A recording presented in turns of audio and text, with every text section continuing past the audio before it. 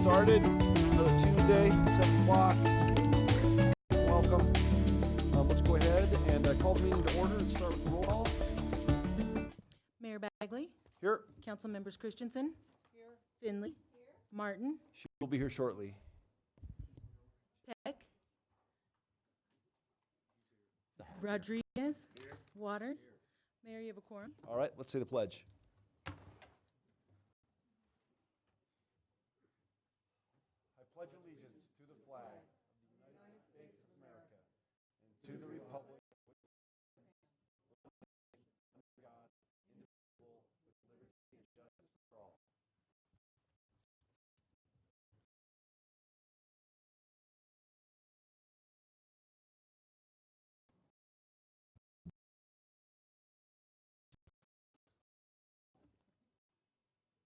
Anyway, yeah. All right, Ingrid, let's go ahead and start with, actually, let's do approval of the minutes. Can I have a motion for the approval of the July 23rd, 2019 regular session minutes? So moved. All right, let's vote.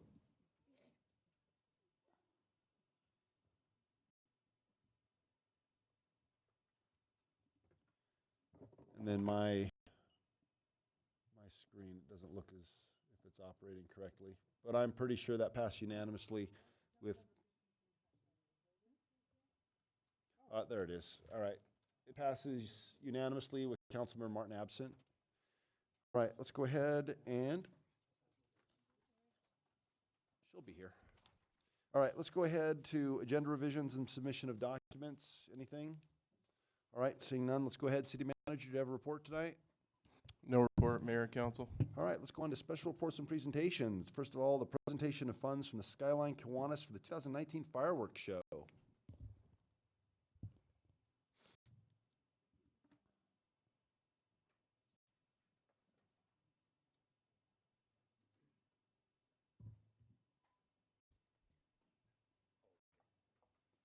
Thank you, everyone. Thank you, City Council, for allowing us to come here and present a large check for a large amount that represents the $26,000 that was raised and donated this past few months by the Skyline Kiwanis Club and also by businesses here in town. I'd like to mention Ward Electric, Ward Landscape, Wyatt's as being major contributors and for the efforts that they made and that this year we at SkylineKiwanis.org, there is a, if you go to our website, there's a donate button for next year's fireworks. So we're already trying to get ahead of the curve here. So with that, thank you very much. Appreciate it. Thank you, and thank you, Kiwanis Club. All right. Really appreciate it. Let's get a picture with the big check. Oh, we'll leave the dog here.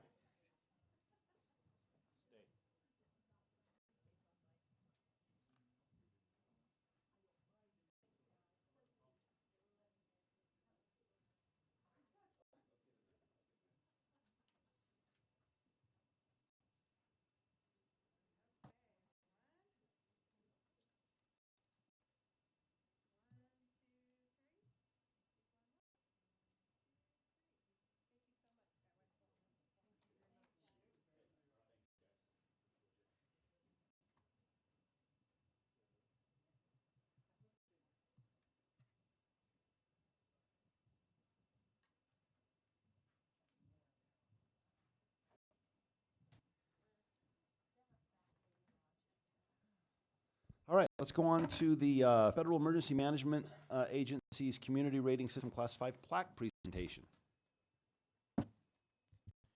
Good evening. I'm Bunk Lawley from FEMA out in Denver, and I'm here to recognize the city of Longmont for reaching a level 5 in the National Flood Insurance Program's Community Rating System. And just to put this in perspective, you're only one of 153 communities in the nation that are a level 5. So that's congratulations to that. I want to especially thank Monica Bordolini for her work for this. Without her, I'm sure it wouldn't have been done.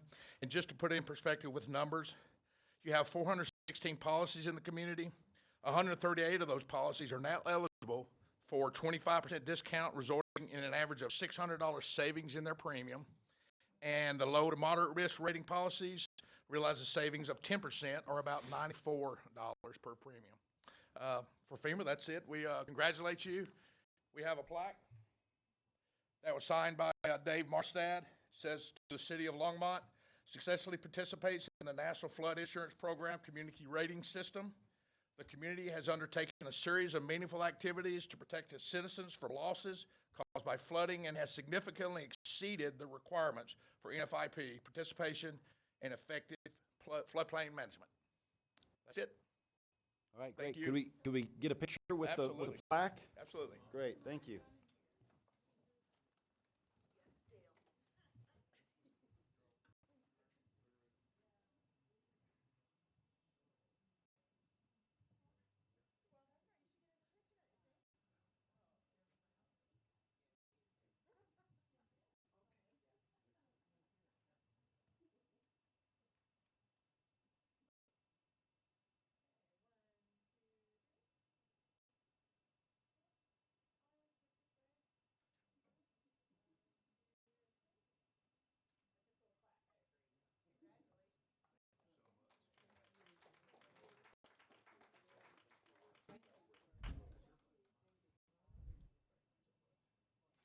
Mayor, Council, I just wanted to say, I wanted to reiterate the work that Monica and her staff has done in terms of achieving this designation, but while FEMA's actually here, I would like for them to stay. I think a lot of times when you go through these situations and disasters and you work with FEMA, you hear a lot of things, but I wanted them to hear me say that I think the relationship that we've had with this federal agency prior to the flood, throughout the flood, and today has been really positive. The bridges that we reworked or that we rebuilt on Pratt Street and Main Street actually had a FEMA funding component. Their counterparts were part of the PAP work that we've done. And as a community, I just wanted to personally tell them so they could take it to their officials that we really appreciate the relationship and much of the work that we're doing that's going to take a significant area of our community out of the floodplain is really part of the joint work we're doing with that agency as well as other federal and state agencies. And then one more time saying the work that you see in accomplishing this is a lot of engineers doing a lot of work to really ensure the safety of our community long term. All right, great, thank you. Let's go ahead and move on to first call public invited to be heard. By way of reminder, everybody who comes up to the podium will have up to 3 minutes. At 3 minutes, I'll have to cut you off just because we treat everybody the same way. Let's go ahead and start with Ingrid Moore. When you come up, if you could say your name and address, just for the record, that'd be great.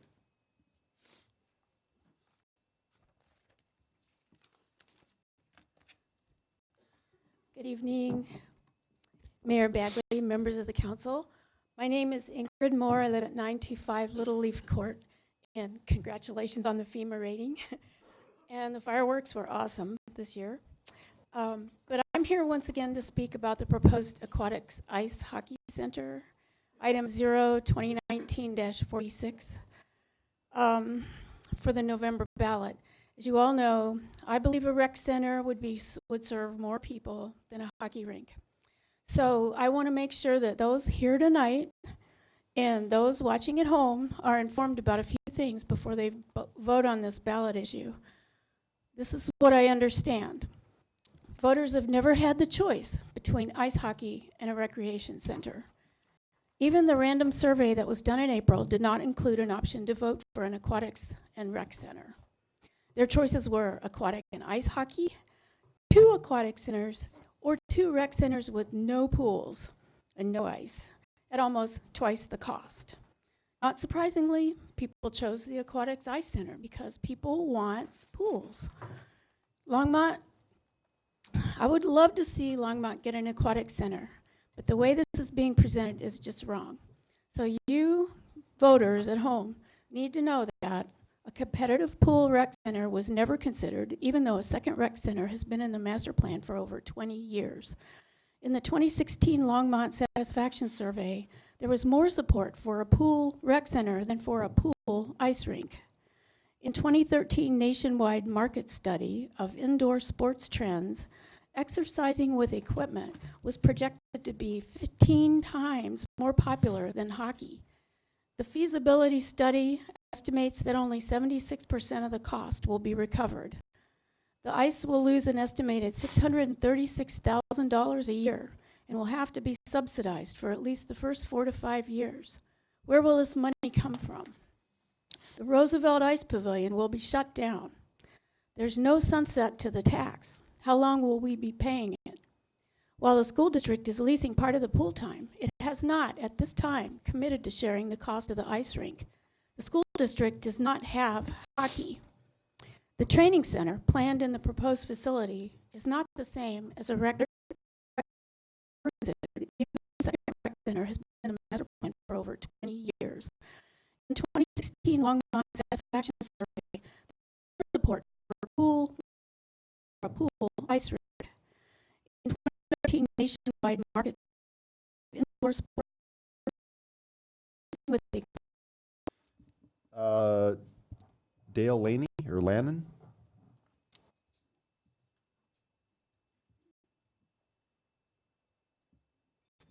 Good evening, Mayor and Councilman. Dale Lannon, 1018 Ponderosa Circle, Longmont here. I noticed that, the discussion about the climate being emergency being adopted as a priority for our city has been postponed, I believe. But our land use changes that are occurring in the city and the way we get around are having an effect. Our build out of our city is under pressure to annex land and to push for more housing, and this is causing a huge strain on water availability, services, the whole thing. And this isn't happening in a vacuum. The earth is heating. It's under a shell of increasing strength of greenhouse gases, which are re-radiating back down and downward towards the surface, even upon the already existing sunlight that pours in. The earth is not long for the world. Our world runs on money. Money acts as a kind of system isolate to render Earth to bits for the divvy of money. A world, a country, a city that is designed to produce and protect and manage.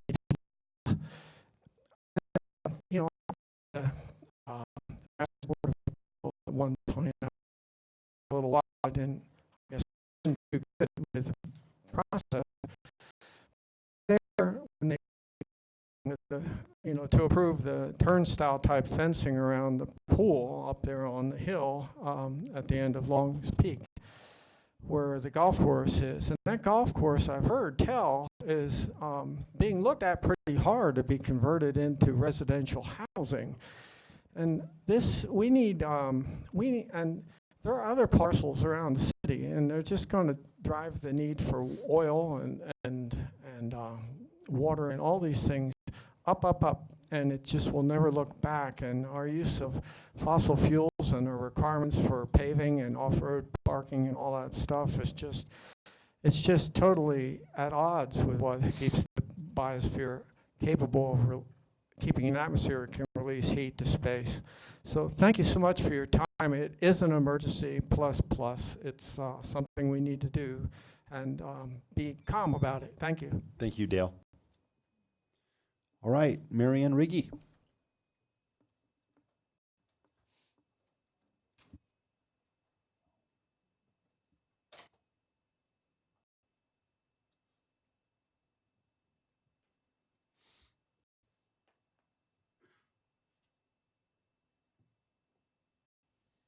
Mayor and City Council, I'm Marianne Riggy. I live at 70 21st Avenue in Longmont. I'm in Aspen Meadows Senior Apartments. And I'm here for two reasons, as long as I can get it in. First, I'd like to thank Longmont Housing Authority because our automatic door opener at the front of the building was fixed, and it's working really well. I want to thank the people that did it, the people that worked hard on it. The man's name was Dan, and I'd like to thank him if I can, because he worked really hard in the heat, and he was sweating, and he was working really hard. So I think it's working really well, and I'm happy to say that. And we got some new air conditioners, and everything's doing real well. The other thing I'd like to bring up, if I can, if there's time, is I want to bring up the trees again, because I kind of agree with Dale that, you know, with all the housing that's going up, I'm sure affordable housing is necessary. I actually live in affordable housing. However, we have to protect the trees, and if new trees can be planted when some trees have to be cut down to widen the roads, then please make sure they're planted, and please save the trees that can be saved, because I've taken pictures and some of the trees have something around them, like a round circle where they can still grow in a city area. And if that's being done by architectural engineers, I think that's awesome. So one more thing I'd like to show you. I created this. Instead of go green, let's stay green. Thank you very much. Have a nice evening. Thank you, Ms. Rigai. And then last, Strider Benston. Read Shakespeare? Nice.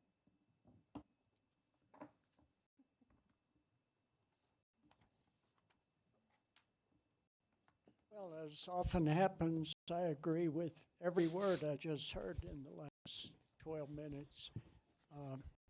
Strider Benston, 951 17th Avenue. There's so many travesties to deal with. You can only pick one or two. The last few days we got confirmation. Remember when the president yelled at his Secretary of Justice, Jeff Sessions, he said, "Where's my Roy Cohn?" Well, now he's got his Roy Cohn. And if you know history, his historic name is Heinrich Himmler. Study this. This is serious. As A.G. Barr said a day or two ago, "I am appalled. Methinks thou dost protest too much."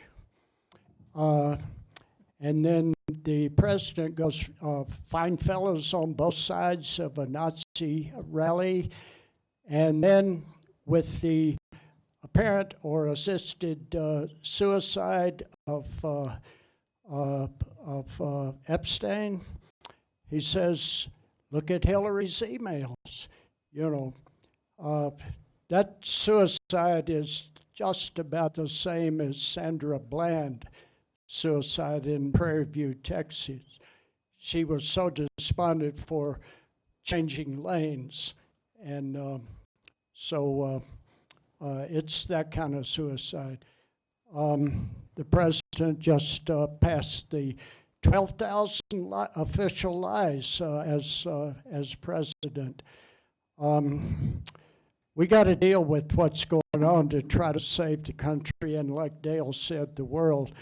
But the guy who killed 22 people in El Paso got direct orders, not orders, direct instruction from the president a week earlier in Florida when somebody called out, he called out, "What do we do?" And somebody said, "Shoot him." He said, "Well, you can't do that unless you come from the Panhandle." So a kid from the Panhandle drives down and murders 22 people in 30 seconds. That's called stochastic terrorism. All you do is put out the word, your people are already primed for it, and you don't have to give direct instructions. They're going to do it because you already told them to. But what happened today? Tearing up the Endangered Species Act. Richard Nixon signed that in 1973. Get rid of the Immigration Act. Go back to 1924 or before.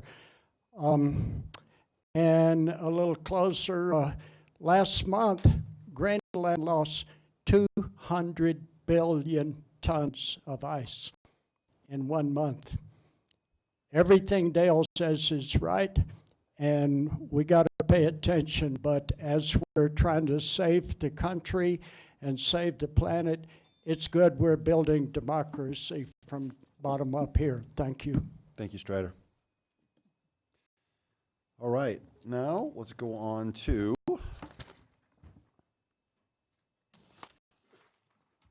our consent agenda and introduction and reading by title of first reading of the ordinances. You ready for this, Ms. Quintana? It's a doozy tonight. You got your water bottle? All right, we're good to go. Mayor, item 8A is ordinance 2019-43, a bill for an ordinance designating HS Webb House located at 329 Fifth Avenue as a local historic landmark. Public hearing and second reading scheduled for August 27, 2019. 8B is ordinance 2019-44, a bill for an ordinance conditionally approving the vacation of a 30-foot wide access and utility easement in the Prairie Village subdivision, generally located south of Highway 66, north of Olympia Avenue, west of Alpine Street, and east of Canadian Crossing Drive. Public hearing and second reading scheduled for August 27, 2019. 8C is ordinance 2019-45, a bill for an ordinance amending Title 4, Chapter 4.04 of the Longmont Municipal Code for extending the existing 3/4 cent street system maintenance and improvement sales and use taxes and referring said extension to a vote of the qualified electors.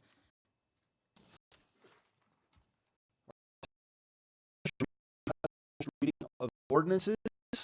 You ready for this, Ms. Quintana? It's a doozy. You got your water bottle? All right, we're good. Mayor, item 8A is ordinance 2019-43, an ordinance designating HS Webb House located 100 cents on each $10 purchase beginning January 1st, 2020, and referring said tax increase and an increase in city debt for such funding to a vote of the qualified electors. Public hearing and second reading scheduled for August 27, 2019. 8E is ordinance 2019-47, a bill for an ordinance submitting to the registered electors of the city of Longmont, Colorado, at a coordinated election on November 5, 2019, an amendment to the city of Longmont Home Rule Charter to allow for the lease of city property for up to 30 years. Public hearing and second reading scheduled for August 27, 2019. 8F is ordinance 2019-48, a bill for an ordinance amending section 2.12.030 of the Longmont Municipal Code, increasing the compensation of council members and referring the ordinance to the registered electors of the city of Longmont, Colorado, at the coordinated election to be held on November 5, 2019. Public hearing and second reading scheduled for August 27, 2019. 8G is resolution 2019-75, a resolution of the Longmont City Council approving the intergovernmental agreement between the city and Boulder County for the conduct and administration of the 2019 coordinated election to be held on November 5, 2019. 8H is resolution 2019-76, a resolution of the Longmont City Council approving the intergovernmental agreement between the city and Weld County for the conduct and administration of the 2019 coordinated election to be held on November 5, 2019.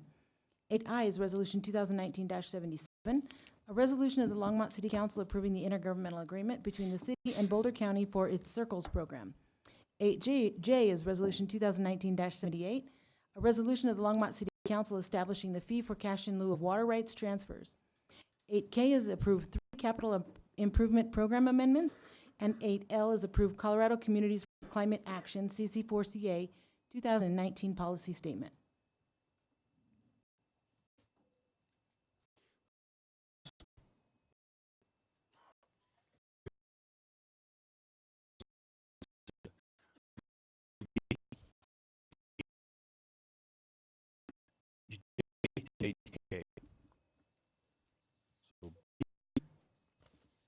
F, B, F, J, B, F, and J, K. and K. all right. Councilmember Peck. Mayor Bagley, I'd like to remove 8D from the consent agenda. All right. Great. Do we have a motion? Councilmember Finley. I'd like to move the consent agenda minus B, D, F, J, and K. All right, let's vote.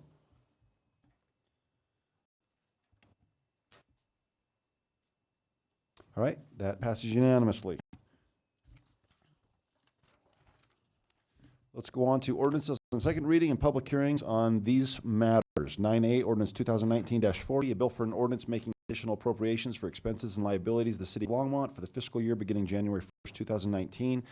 There's no staff report, correct? Or there is? All right. Good evening. Good evening, Mayor and City Council. Teresa Malloy, Budget Manager. And we don't normally make presentations for our appropriations, but since this one is our carryover appropriation, it's quite large. I did want to kind of update you all on what all is included in this. And so our city charter requires that all appropriations in all funds but one, which is our public improvement fund, lapse at year end. And so any unspent budget that was included in the prior year, in 2018 in this case, that is still needed for the purpose in which it was originally appropriated, needs to be carried over through an additional appropriation process. And so that's the bulk of what's on this appropriation tonight. So that total of carryover is $130.66 million. So a large amount of money that was unspent from last year being carried over into this year. And most of that, you will notice in the council communication that we've itemized every thing that's been carried over for you. And so most of that is for capital improvement program projects, so construction projects. There's also, however, some other one-time type contracts and expenses where the funds were budgeted for the specific purpose, but that project was not either fully completed in 2018, and so those funds need to be carried over. There is, though, just a little over $2 million, or just a little under $2 million, rather, of new appropriation that is included in this. So this is funds that you have not seen yet, and that, just for ease, because this is such a large appropriation, we've itemized that first in your council communication. And so this appropriation total is $132,656,295 and brings our total 2019 budget at this point to $726,548. And so with that, if you've got specific questions on anything we're carrying over or any of the new stuff, we certainly have staff in the audience to help answer those questions. Councilmember Finley? Thank you, Mayor Bagley. I just, for clarification, on the golf fund, the third item, it says gold irrigation rehabilitation. I'm pretty sure that's supposed to be golf, but I want to make sure everyone knows it's not gold. And you know what, Councilmember Finley? I think we made that exact same mistake last year. Yes. And you pointed Yes, that you out did. as well last year. So yes, that is golf, the golf fund. Thank you. Dr. Waters? Thanks, Mayor Bagley. The line for affordable housing and the Thistle property. I want to clarify, did we get the confirmation that they've got the fund balance to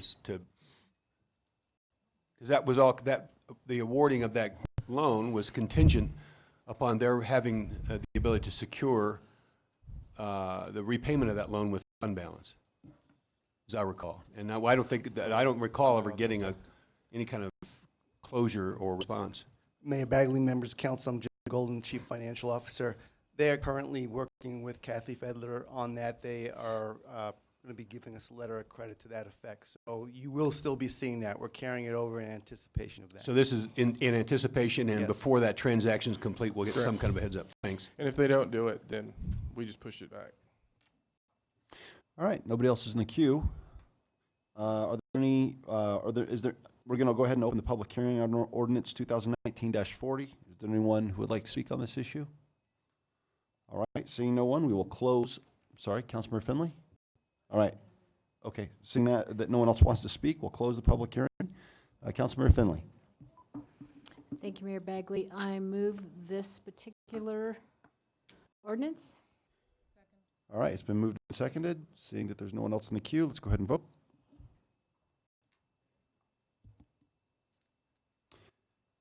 Councilmember Martin? Want to push harder? All right, that passes unanimously. Let's go on to 9B, ordinance 2019-41, a bill for an ordinance amending Title 11, Chapter 11.04, Section 123 of the Longmont Municipal Code regarding dismounting bicycles. Are there any questions from council? Mayor Pro Tem. I am for this. I was part of the discussion at CML when people were talking about this all over the state, and although I, as somebody who spent a lot of time on a bicycle in my life, I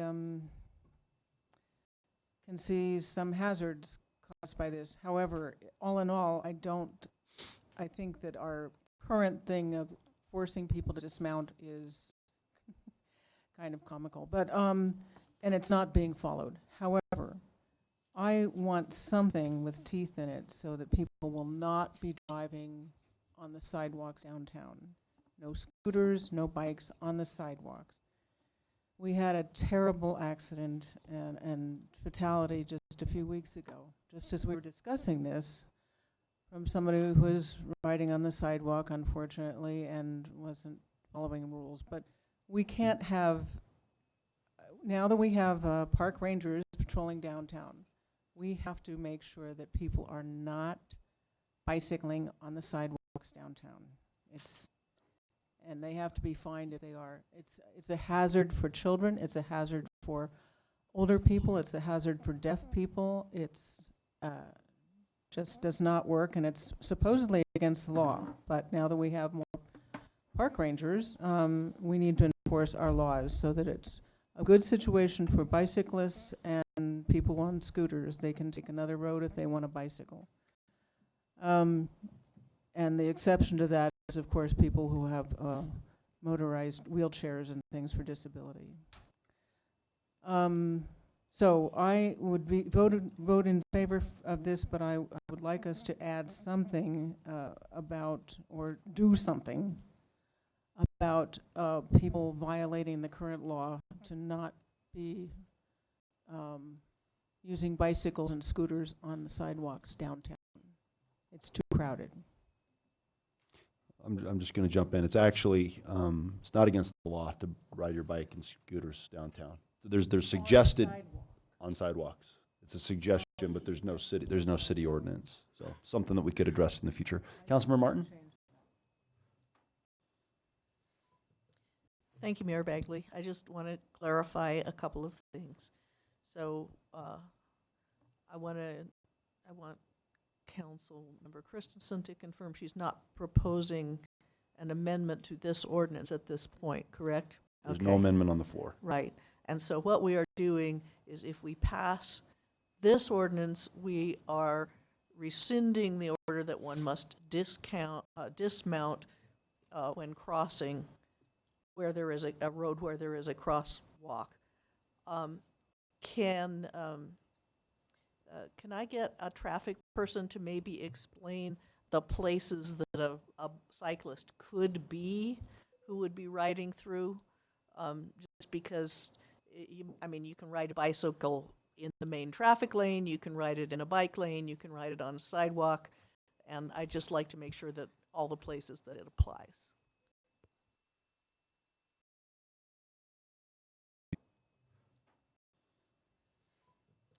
Thank you, Mayor Bagley. I just want to clarify a couple of things. So I want Councilmember Christensen to confirm she's not proposing an amendment to this ordinance at this point, correct? There's no amendment on bicycle and walk. The dismount ordinance is widely misunderstood. As Mayor Bagley pointed out, you are allowed to ride your bicycle on a sidewalk. And that is throughout the state of Colorado, unless there's a local ordinance prohibiting it. And that is true throughout the city of Longmont. However, once you are riding your bicycle on a sidewalk, you legally become a pedestrian, and you're subject to the same rights, rules, and responsibilities as pedestrians. The dismount rule, which was never clearly defined, basically has been held by the court, not the current judge, but the former judge, to mean that if you were riding your bicycle on a sidewalk, you need to stop before entering the crosswalk, put your foot down, and then you can ride across. But it has never meant, they've never held it to mean that you have to actually get off your bicycle and walk. All right. Is there anyone that would like to speak against the ordinance? All right, let's go ahead and vote. Actually, no, that's not true. I'm getting ahead of myself. Let's go ahead and open this for public hearing on ordinance 2019-40. We've got the resident bicycle expert, I believe, and social media phenom, Devin Quince, with us.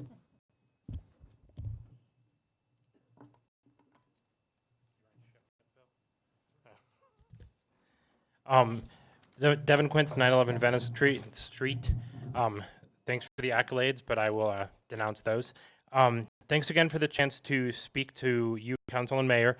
As before, I would like to ask that you finalize the change to the crosswalk ordinance to allow people riding to ride through crosswalks without dismounting on side paths, sidewalks where safe, and multi-use through town. Thank you. Is there anyone else on this ordinance?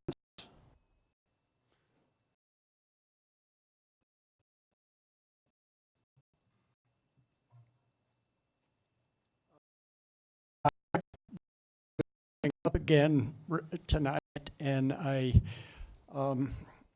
so I didn't have any pre-thoughts. I was just listening.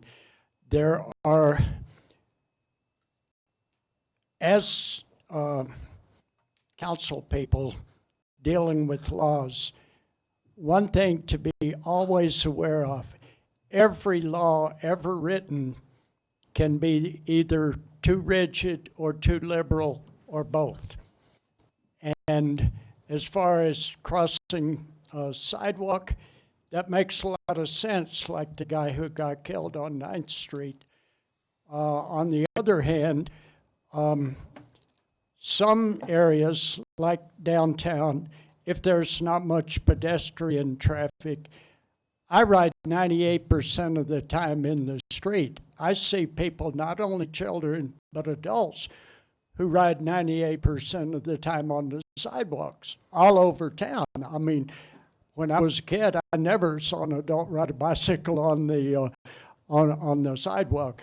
So, but all of those things, this kind of thing, there's a very, very large gray area that needs to be considered operationally. Now, there's no possibility of writing it into a law to be absolutely certain of every occasion. But I appreciate the way the city is treating this, and I understand Polly's, Mayor Pro Tem's concern. But there are so many different factors involved. Whatever we legislate or organize, make sure that there is some human sensitivity that goes into the particular circumstances, because they can always be either overdone or underdone. And I thank you for looking into it seriously. Thanks, Strider. All right, anyone else? All right, seeing none, we're going to go ahead and close the public hearing. Can we have a motion? All right, I'm going to go ahead and move ordinance 2019-41. All right, it's been moved and seconded. Let's go ahead and vote.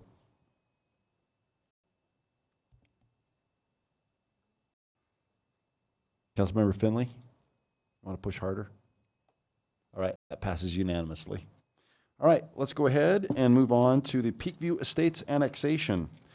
This is Resolution 2019-79, a resolution finding a parcel of land known as Peakview Estates annexation eligible for annexation. It's generally located at 2725 9th Avenue, Longmont, Colorado.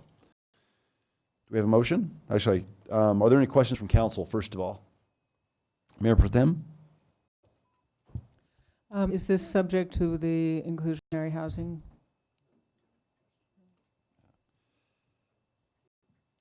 So, Yes. yeah, It it is, will okay. be. Thank you. All right, let's go ahead and open the public hearing on ordinance 2019-42. I believe we have some, nope, I don't think we do. Let's see, did we pass the resolution?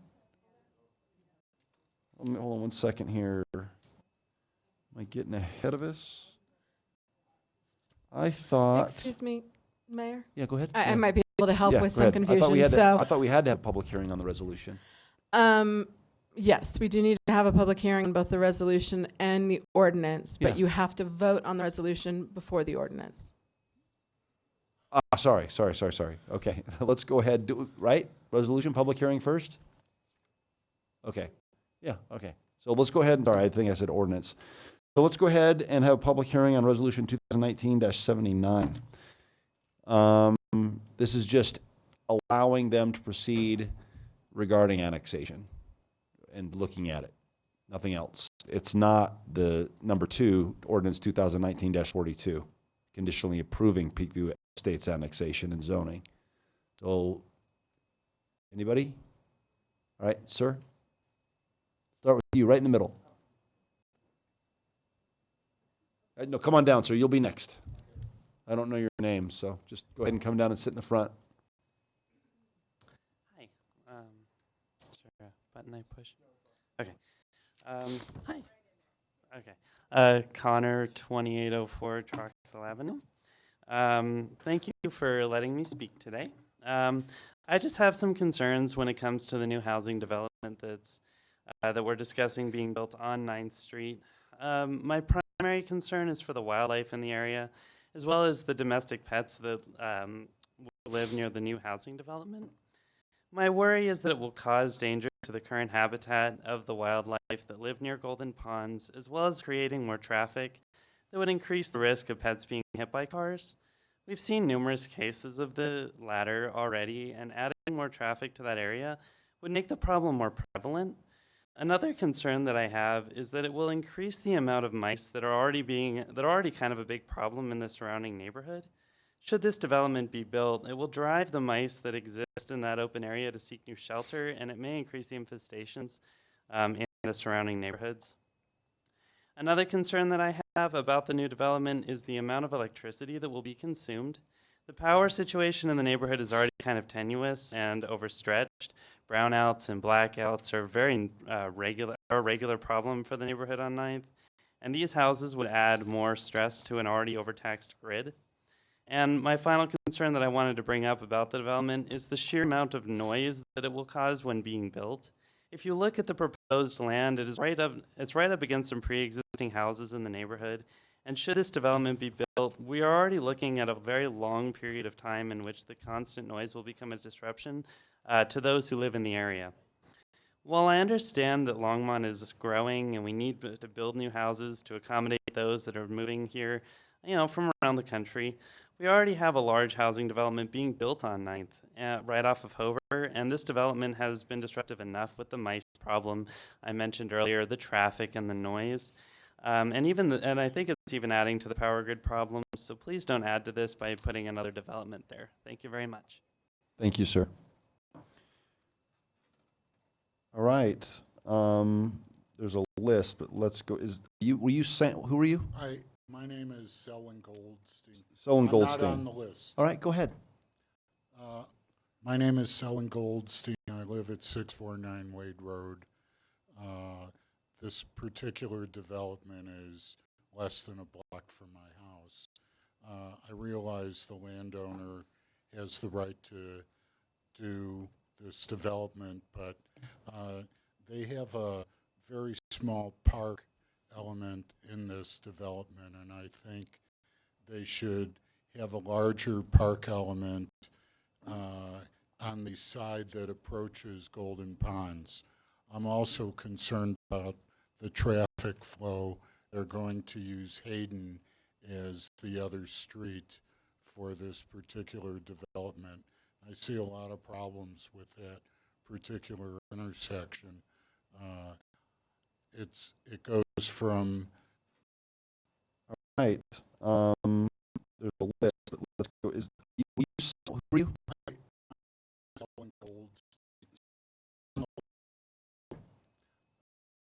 My name is Alan Goldstein. I live at 649 Wade Road. Development is Making sure we get everybody on the list. Adam Sirois, are you here? If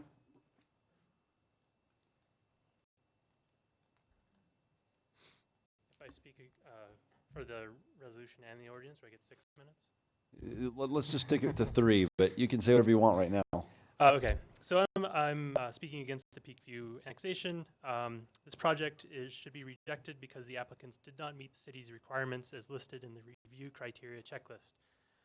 For reference, the original petition is dated August 7th, 2018. This provides a 180-day time period for all application materials to be filed and requirements to be met. The expiration was February 9th, 2019. Those criteria. Criteria B may seem trivial, but the submitted concept plan neglects sewer and water hookups for some lots, and thus the application does not meet city standards for utility designs. No documents were submitted in support of criteria D. The application will not adversely affect the surrounding natural environment. In fact, the environmental report specifically states that it excludes the nearby wetlands and migratory birds. This is especially significant since this property abuts Golden Ponds to the south. Golden Ponds are still recovering from the 2013 floods and the subsequent 2018-19 restoration, as evidenced by the algae bloom in pond number 1.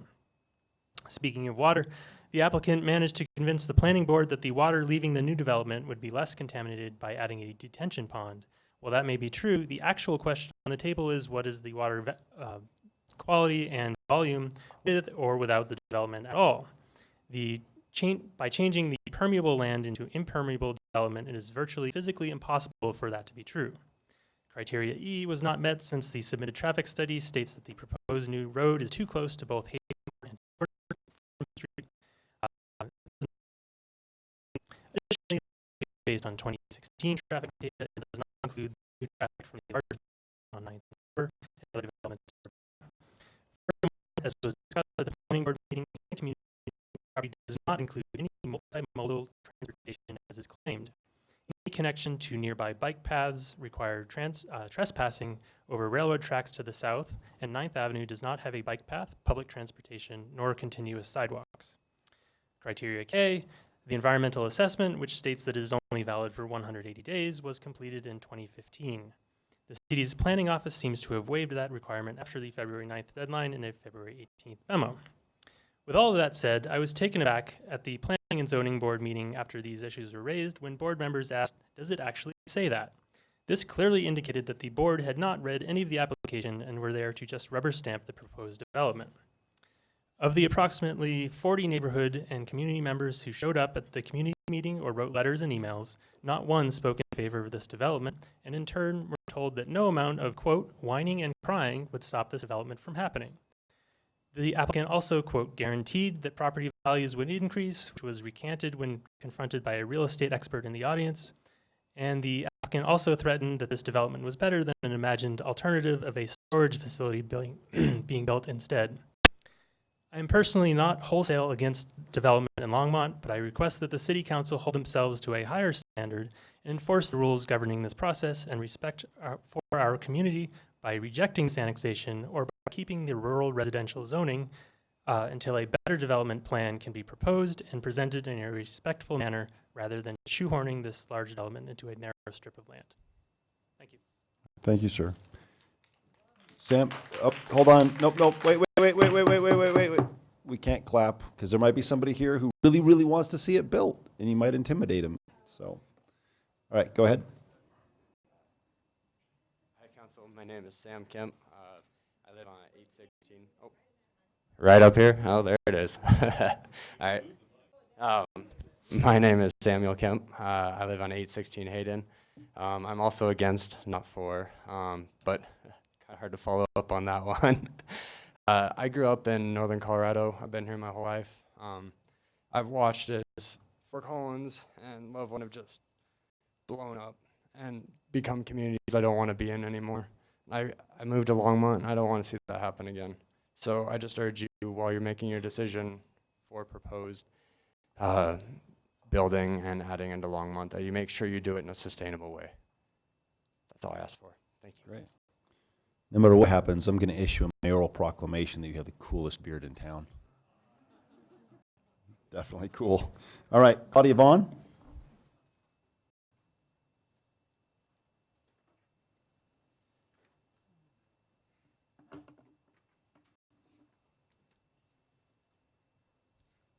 Hi there. My name's Claudia Vaughn. I'm here with Rocky Ridge Civil Engineering, 420 21st Avenue in Longmont. I'm here on behalf of the applicant, and if you have any questions regarding the application, I'll be more than happy to answer them. All right, great, thank you. All right, I don't see anybody in the queue, so let's go ahead. Oh, go ahead, yeah.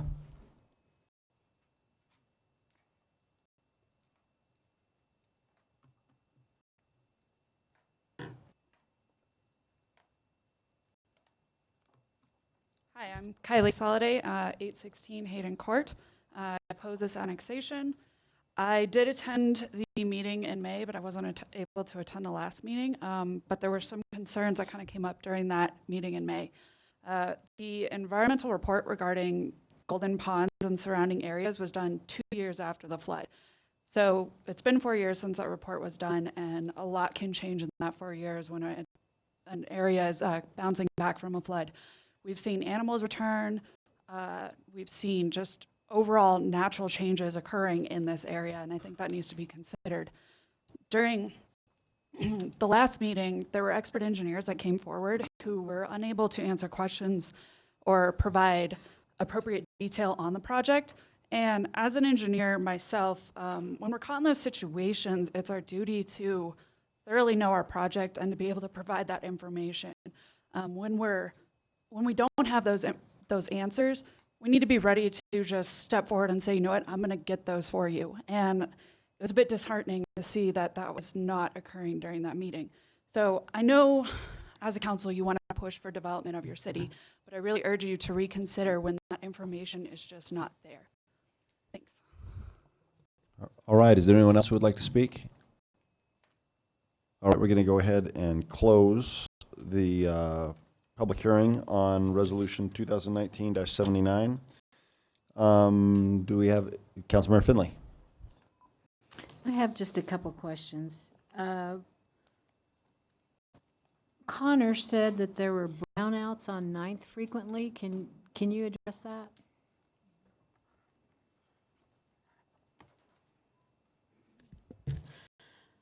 Mayor, Council, Karen Bryant, Planning and Development Services. So that is a question that came up at the Planning and Zoning Commission, and I did forward it over to Longmont Power Communications. So that was something they were unaware of before the Planning and Zoning Commission. They have reviewed this annexation. One thing I would mention is that at this point, the annexation, we're kind of like just, do we want to bring this into the city? This is the concept plan for development. We're about 30,000 level. A lot of the details and questions that I've received really are things that would come at the preliminary and final plat. And that's not me to say I want to pass it down the buck. I want to, just pass it down the way. But it's just, at this point, it's just, are we bringing it into the city and are we okay with the concept plan? In regard to the question regarding Longmont Power and Communications, they are aware of it.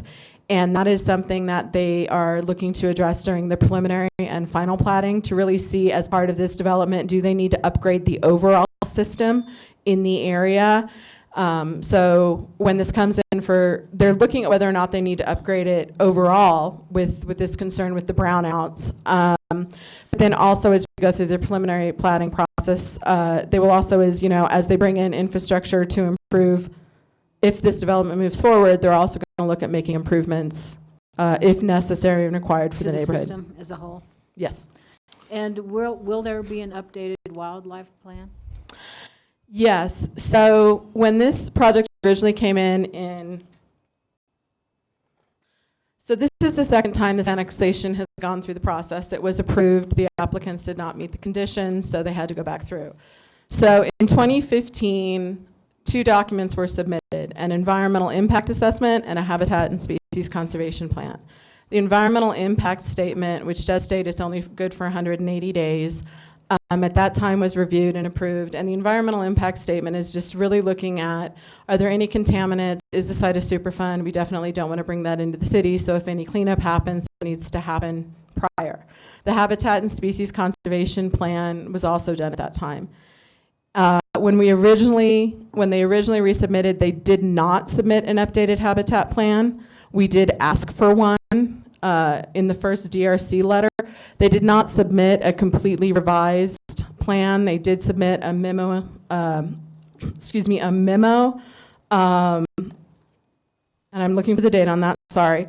The date on that was dated February 18th, 2019. It was reviewed and deemed to be adequate for the annexation. As part of the preliminary and final platting, they will be required to do a complete new habitat and species conservation That's what I plan. thought. Thank you. With that, I'd like to move Resolution 2019-79. All right, Councilmember Peck or Councilmember Martin? Do you guys both have things regarding this resolution? Okay, Councilmember Peck? Thank you. Thank you, Mayor Bagley.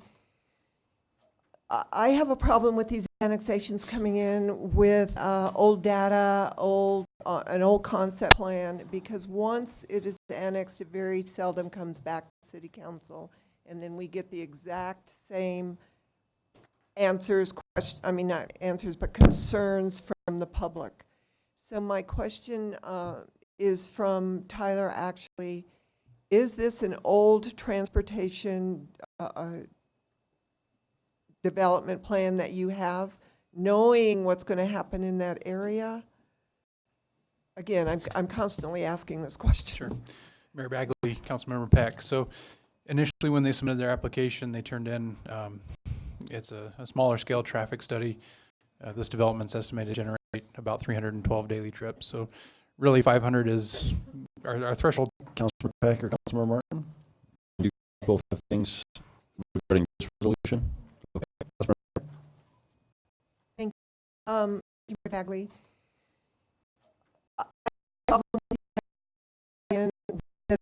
Old data, an old concept plan, because once it is annexed, Study. So 9th Avenue in particular, when it was submitted, daily traffic counts at that time on 9th Avenue were about 5,400 a day.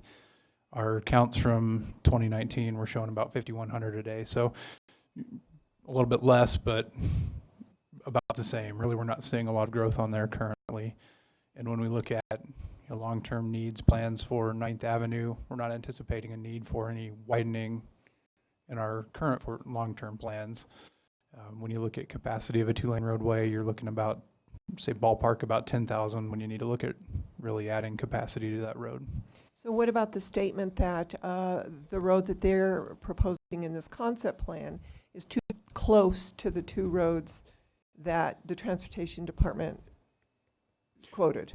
So Councilmember Peck, that's a very good point, and that's why one of the reasons we asked for this data initially. So the applicant is proposing a new access onto 9th Avenue. 9th Avenue is an arterial, and our standards say that spacing on arterials for accesses is 660 feet. And so right now their access options are an extension of Wade Road, which would tee into the existing neighborhood. And then for a second point of access, both for emergency and for circulation through their neighborhood, they can't meet that standard. And so looking at how they offset or how they get to making that access work, they're looking at adding a center turn lane, at least from Fordham to Wade Road, to make that work. So if we approve this annexation request, then we will get it back at council to see if all of those recommendations have happened, all those changes, or is it going to just stay in planning and zoning? I know the answer to this, but I want the public to hear it. I'm asking that if we approve the request to be annexed and the applicant makes all the recommended changes that said they were making a concept plan, will City Council see that again, or will it stay with the planning and zoning?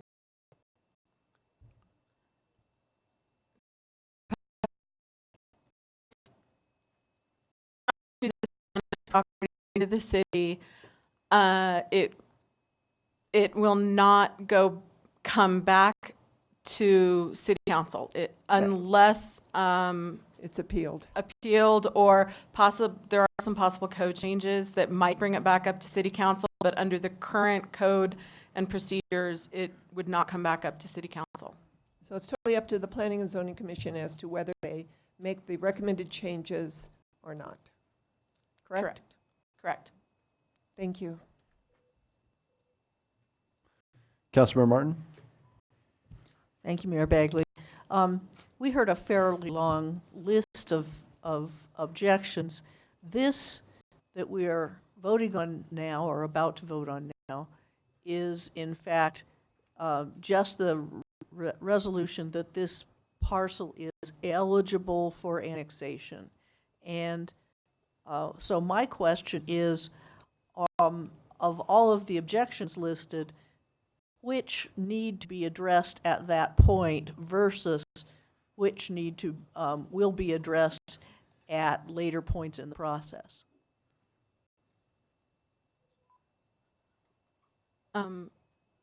Councilmember Martin, I'm not sure I answer your question. I understand the question that's being asked. The people who spoke against this resolution listed the road issue, the entrance issue, the ponds issue, the detention pond issue, and that's as many as I caught in my notes, but I have the impression that there were several more. So I hope somebody caught them. Sounds like Joni caught them. What I would like to know is which of them are actually required at this point in the process, which is just to consider the parcel eligible for annexation, versus which will be required to be delivered at final plat or some point later in the process, but not now. Because if any objections were raised that should have been addressed at this point, then I want to vote no. Otherwise, I want to vote yes. Mayor Bagley, Councilmember Martin, Joni Marsh, Director of Planning and Development Services. So you have two things before you this evening. The first item is the resolution of statutory compliance. So if you look at that council comm, you'll see some very specific state statute requirements. So you're making one determination on whether the annexation is eligible by petition for state statute.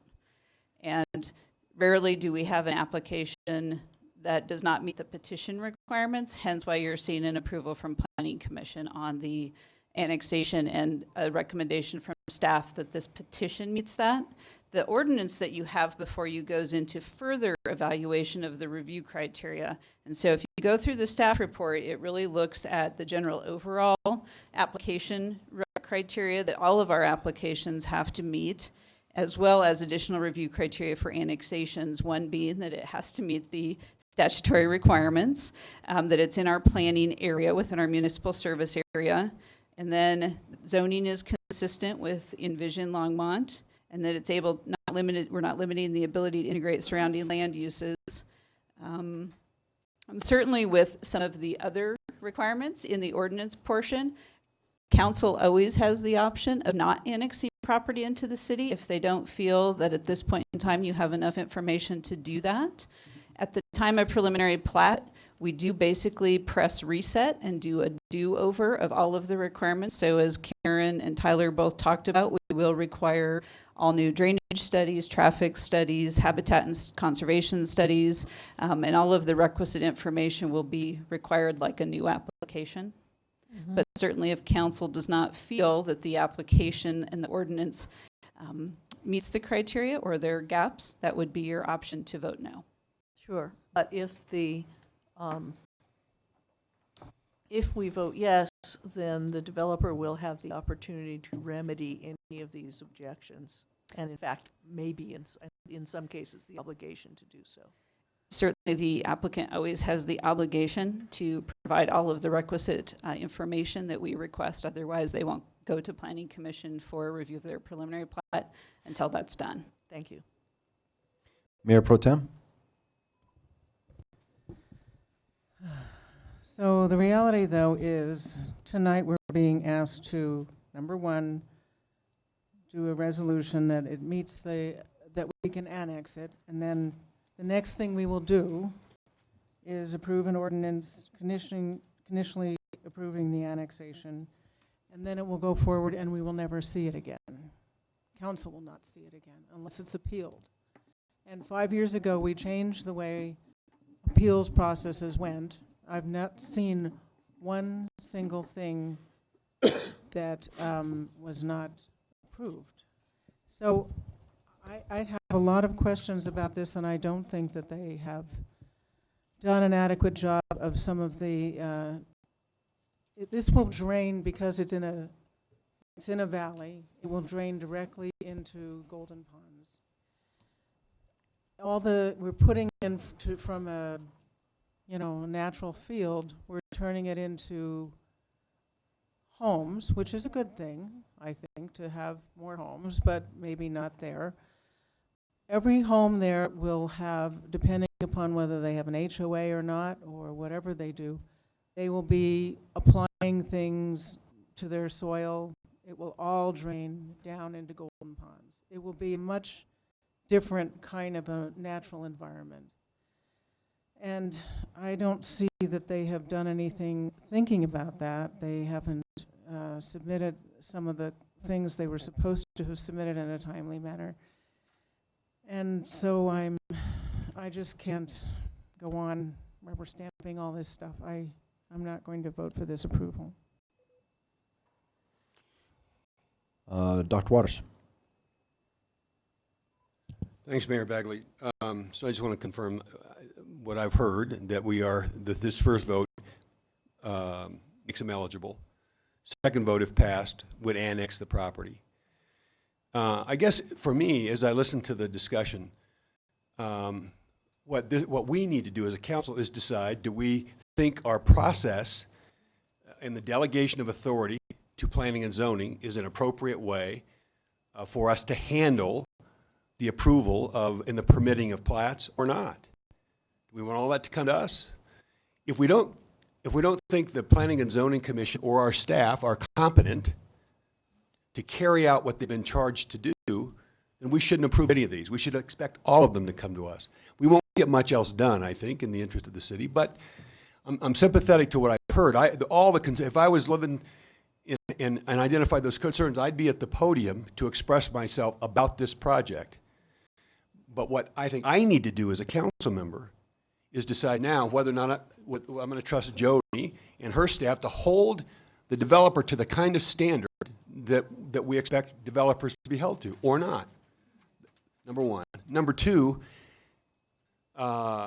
every time we're in this conversation, we're not talking about specifically housing affordability, but I have to be in the delegation authority in an appropriate way for us to handle the approval of the permitting of flats or not. We want that to come to us. If we don't make the planning commission or staff competent to build, affordable units, I'm not certain, and I don't think we probably know, but we're either serious about, and by the way, we're hearing this a lot, stop building and solve the problems of homelessness in Longmont. We can't do both. We're either going to build more units for people who live in, or we need to say to our community, that's not going to be an option. Then we better come up with a better plan than building housing if we're going to oppose developments that increase housing stock. I don't get the thinking that we think we can address homelessness or housing affordability or housing insecurity and not build homes. Now, we have to be smart about it, but it sounds to me like, one, we better be clear on what our objectives are, because you can't have it both ways. We can't have it both ways. So I'm going to vote yes on the annexation, and I'm going to on the eligibility, and I'm going to vote yes on the annexation, and I'm going to expect Joni and her staff to do their jobs the way we expect them to do their jobs, holding developers to the highest standard, listening to the concerns of residents, and make certain the developer understands what that person's going to have to do, especially if this gets appealed to us right at some point in time. Councilmember Peck. Thank you, Mayor Bagley. So my questions were basically to help inform the residents as to the process. I really respect our staff, and I know that as a council, we have tried to make it easier on staff and easier on the residents to understand the process. We just adopted the wildlife management plan, which is going to address some of your concerns about the wildlife and the environmental study. We are in the process of getting our evaluation system tool, which gives criteria for every department in our city to make sure the developer meets on a grading system so that we do get the best product.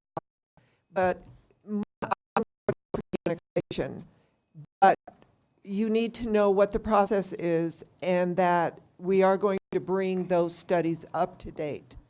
But I do have something to say to the applicant based upon what I've heard, whether it's true or not. I am asking you to treat our residents with the utmost respect when you are in a meeting with them. To threaten that it will either be houses or storage units, that is not acceptable if that happened. So it has to go both ways. We have to, as council, we have to respect what the city needs to grow. We have to expect what the residents want and create a system that helps us get there both ways. But our developers, our banking people, our applicants cannot treat our residents with disrespect. So that's what I expect from you and from the residents. Thank you. Councilmember Rodriguez. Thank you, Mayor Bagley. I just want to kind of tag on a little bit to some comments made by Councilmember Waters as far as it would extremely bog down our ability to do the work of the city if we basically did away with the Planning and Zoning Commission and took all of their workload as the city council. So I don't think that is really a tenable alternative. I think that we've done a good job of increasing protections in our development code as we've updated it, and increased protections as we've updated the wildlife management plan. And as being a former planning and zoning commissioner, I can tell you that those planning and zoning commissioners are acutely aware of the worries of the public, and they're acutely aware of the process as well, where, as Karen was saying, as Planner Bryant was saying, this really is a 30,000-foot look at what possibly gets developed on that piece of property. I always argue in favor of annexation because that brings that piece of property into the jurisdiction of the city, which allows us more leeway to determine whether it's going to be a development that fits with our community standards. And so I always support annexations for those reasons. As such, I'll be supporting this annexation, but as liaison for the Planning and Zoning Commission, I will also have an eye on whether a lot of these concerns are going to be adequately addressed when they do come to preliminary plat. And I can promise you that I will make sure that I'm informed on the studies that come through and that I'm well aware of what they decide to eventually develop there, be it the concept plan as presented or maybe some changes that have to take place because the detention pond is insufficient. Those are all things that will have to come through engineering. Obviously, there's no way we would allow a development that doesn't have sewer hookups to the houses. That's patently absurd. So these are all things that will be taken into consideration at the proper time. As such, I'll be voting in favor of the annexation. All right, nobody else is in the queue. I guess my thoughts are a lot of times it just dawned on me that there's lots of reasons why planning and zoning exists. We need planning and zoning because I've noticed that, I mean, I feel this, I'm talking about myself. I'm persuaded whenever I see a large group of citizenry show up and say, you need to do this. It's tough. One week, one group says, you need to do this. The next week, the next group shows up and says, you need to do this. Oftentimes, their viewpoints are conflicting. And at one point, we were talking about affordable housing. We all agreed that we needed to do something in order to address affordable housing. And that means we talked about things like we need to increase supply. It also which means we have to work with developers. We talked about incentives for on-site affordable housing to incent people to build rather than pay cash for and that means that they were given a fast track, and that means going to planning and zoning. It's administrative approval. There's all kinds of things that we've talked about over the last couple of years that it's, Dr. Waters says it's in conflict. I feel for any. I mean, I've been on council now since 2011, and it's a common argument what I'm hearing, which is, oh my gosh, don't let it in because it's going to fundamentally change the integrity of our neighborhood, ruin the environment, and just change things. At this stage in the process, it's simply us saying we give permission to staff to move forward with the annexation to make sure that all the concerns that we're hearing tonight are addressed. If we say no, it's done, meaning they will never be addressed and it will remain a field, at least until a future council decides to build something there or allow something to be built there. So I will also be voting for it, but will not just be hoping, but vigilantly watching, working with staff, and awaiting what planning and zoning determines. And if it's an appeal, it's an appeal. So we'll see what happens. All right, nobody's left in the queue. Let's vote. And again, the motion on the table is Resolution 2019-79, approving it. That passes unanimously. All right, let's move on to Ordinance 2019-42. The chair reserves the right to withhold any public comment to things in excess or addition to what we've already heard. Is there anybody who would like to speak that has not already got what they had to say out? Yes, sir. Yes, it is.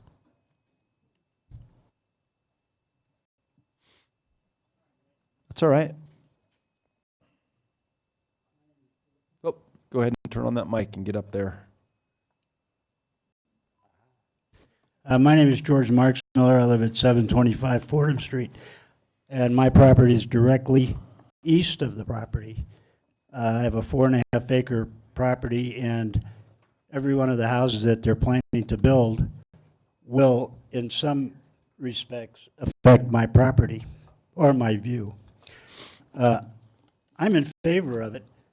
I just heard that they're trying to get access from Fordham Road to Wade Road, and that would have to come through my property. I will not sell my property. So that road is off the table as far as I'm concerned. When I built my house in 1995, in order to build on that 5.5 acres that I had to give the county a conservation easement, which restricted me from building anything other than a house and a barn on my property. That's one on 4.5 acres. I believe they're planning to build 27 houses on 7 acres, which is okay. But once they do that, my property was originally supposedly a rural character neighborhood. And so, therefore, I had to give up the value of subdividing my property just because I was in the county. Now that you annex them into the city, they can put 27 houses on 7 acres. I've tried over the years to try and get that conservation easement, and they say I can if I pay $85,000 per acre to do it. That's not fair. And I'm not here to bitch about that. But anyway, the road's not going through my property to Wade. And I've kind of tried to work with the builder. I think he's going to build a quality product. And as far as draining, you're right. It does drain because there's a 20-foot storm drain from 9th Avenue all the way down to Golden Ponds. And that does catch a lot, and that saved my house during the flood. So that's all I got to say. What if we pay you $85,000 per acre? All right, thank you. Is there anyone else who has not spoken? Only about this subject. All right, then let's go ahead and close the ordinance on here, or public hearing on ordinance 2019-42. Do we have a motion? All right, I'm going to move ordinance 2019-42. Councilman Martin, you want to second that? Sure, I'll second it. Great, it's been moved and seconded. Let's vote. All right, that passes 6-1 with Mayor Pro Tem Christensen against. All right, let's go back to the items removed. Are we doing okay? It's only 8:20. I mean, feels like longer, but we're making good progress. Can we keep going a little bit more? See what happens? All right, great. The what? We're going to push through till 9. All right, Dr. Waters, let's start with down and it does catch a lot that saved the house during the flood. So that's all I got to say. 85.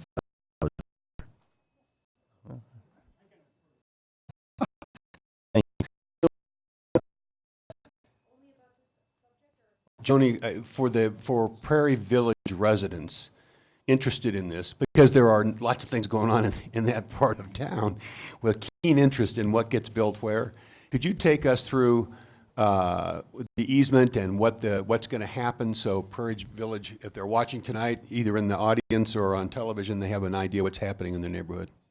Certainly, Mayor Bagley, Councilmember Waters, Joni Marsh with Planning and Development Services. Unfortunately, I don't have the preliminary plat with me because a picture is really helpful in this instance. However, Whistler Drive was originally slated to go straight across. So if you look at the vicinity map that's in your packet, and there's a red line through it showing where the existing easement we is. can't bring that up because I think it would be really helpful. So it's in the packet.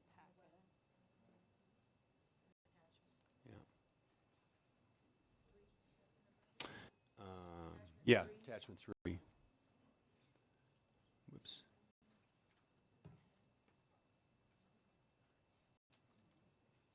Sorry, I didn't mean to put you on the spot with the visual. It tells the story.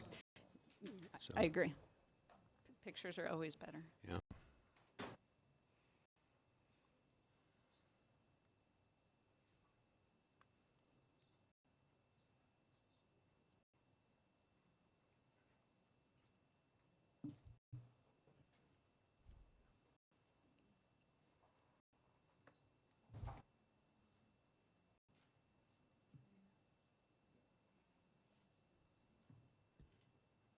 Perfect. Thank you, Sandy. Nice job, Sandy. For being Got to have the outstanding. wizard just bring it up. So what you're seeing on the map is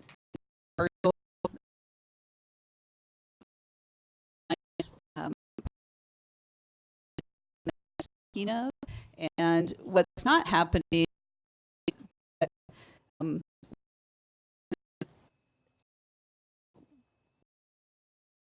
but Whistler down below will. So the way that they have decided to plat this does not have 2 streets going east-west through this division. It only has one going east-west, and what will be on the north end of the parcel will be more of cul-de-sacs and not through streets. So you'll really not, that's the reason we're vacating. We don't have any need for this, and all of the utilities and roadways are being reconfigured. The preliminary plat is on file at our office, and should anyone want to take a look at that, we're always more than happy to provide that. Thanks. I'll move approval of 8B. It's been moved and seconded. Let's vote.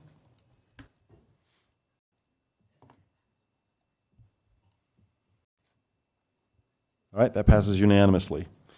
All right, Dr. Waters, let's go on to ordinance 2019-48, a bill for an ordinance amending section 2.12.030 of the Longmont Municipal Code, increasing the compensation of council members and referring the ordinance to the registered electors of the city of Longmont. I can do that, but I think you want to do that and then go back to Councilmember Peck's concerns about 8D. I was just going to go. Yeah, all right, sure. we'll go through mine. Just So the order the only, I have voted against this item every time it's come up, and the only way for me to vote against it again tonight is to pull it off.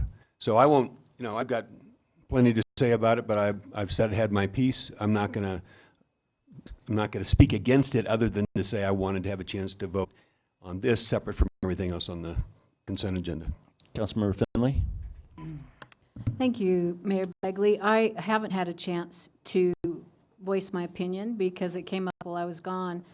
You know, the money that council receives for their service was never meant to be a salary. It was meant to offset expenses associated with serving as a volunteer to serve your community. And I will not be voting to put this on the ballot. All right. I'm not going to vote for it either, but only because I think the increase is not enough. Everybody on this council, I see how hard you work. And it's no longer, it is a volunteer position, but the hours now required are oftentimes insane. Anyway, Mayor Pro Tem.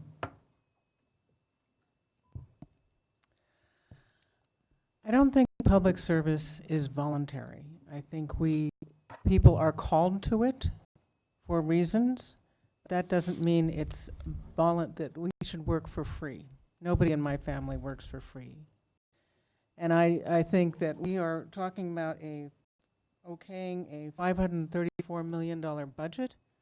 I think we deserve more than $1,000 a month. And I think people who don't stand up for their colleagues, I don't have a lot of respect for.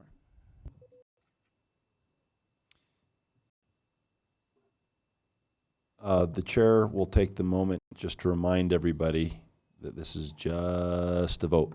So let's make sure that all votes, and I was going to say I was waiting for an opportunity because the last couple of meetings, myself included, we've been snippy with each other on our votes.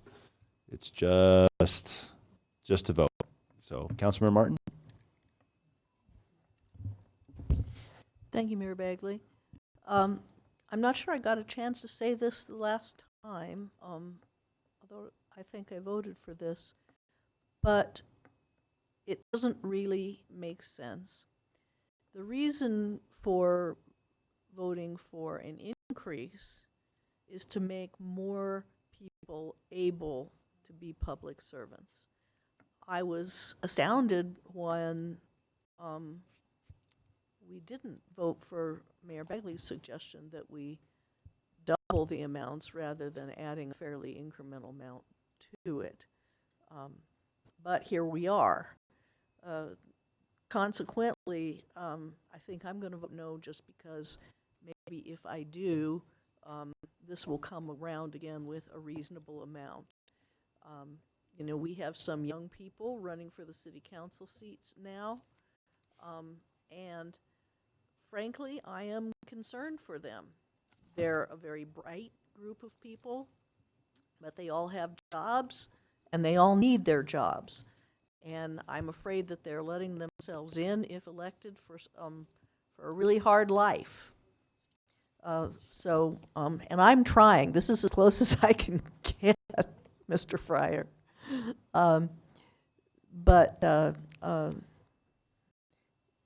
It should be an honorarium, or it should be significantly more, enough that you could have a half-time job instead of a full-time job.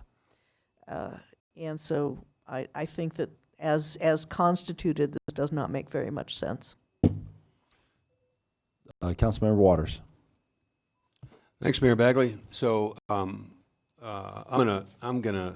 listened to your, I don't know if it's an appeal or admonition about it's just a vote.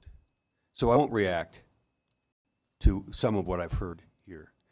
Thank I will you, Dr. say, Waters. The chair recognizes your constraint. I will say that, but I could. You could. I have plenty to say, could. but I won't. What I will say is, I said from the first, I wasn't going to talk about this. I just wanted to have a chance to cast my vote, not as part of the consent. But that said, the idea of increasing compensation for the council, for me, is not an abhorrent idea. I didn't run for council. It's not about the money. It's about service. But I understand everybody's going to have a different perspective on this. But I do think if the citizens of Longmont want to see, I said this at the time, more, better, different candidates running for city council, and the citizens believe they can get more, better, different talent in the candidate pool by raising compensation, then our business community, LDDP, there's a lot of folks, our service clubs, that's a conversation they ought to have, and they ought to bring it. And they ought to decide what they think their council leadership or city leadership is worth. It just feels to me that the process that gets us to a point should look differently than this one has. So I'm going to vote against this, and I'll stop there. Mayor Pro Tem? So now we've rearranged our votes, and we're going to take it off the ballot. If you look at the people over there, every one of them except for two of them are wealthy white men. There are two women. That has been the representation in Longmont since the beginning of time. If you want something else to represent Longmont, then you need to treat the people who work here with some respect. In 20 years, the business people have had the opportunity to do something else. Everyone has had the opportunity. Every city council member has had the opportunity to do this, and they haven't for 20 years. This is the first time it's come up in 20 years, and now we are squashing it once again because we don't have the courage to ask for our raise. I'm really very flabbergasted and extremely disappointed in my fellow council members. All right, I'm going to hold the Mayor Pro Tem out of order on her comment. Except for two of them are wealthy men.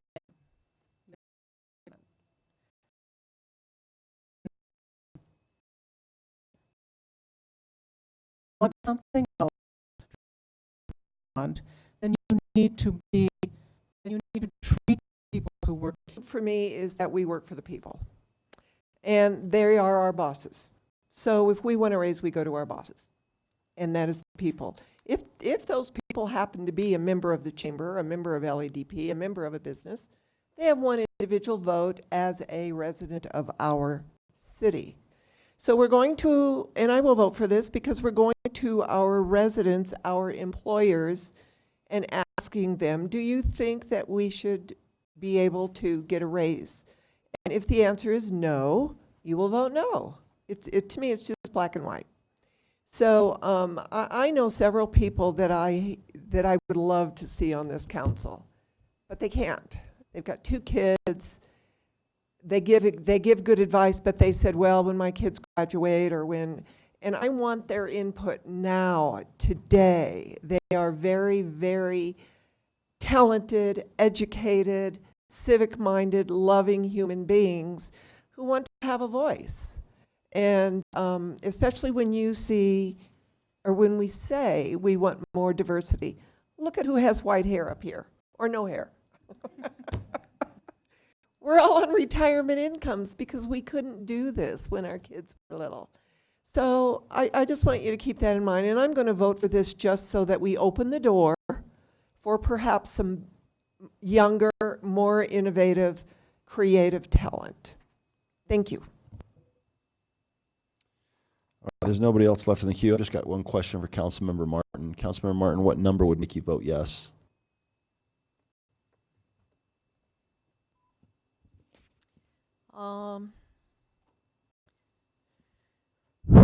I think probably the doubling that you proposed. I think it was a 2,500, 2,000. Yeah. I like.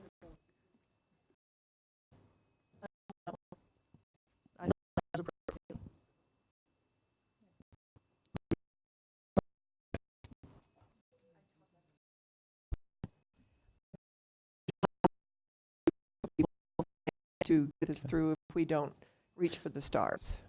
All right, nobody's left in the queue. Let's go ahead and vote. Oh, I thought we moved already. Actually, there is no motion on the table. Does somebody want to make a motion or no? Mayor Pro Tem? I move that we put a ballot issue, where is this? Just ordinance 2019-48. Oh, yeah, okay. I move ordinance 201948. Do I? Thank you. All right, it's been moved and seconded. Let's vote.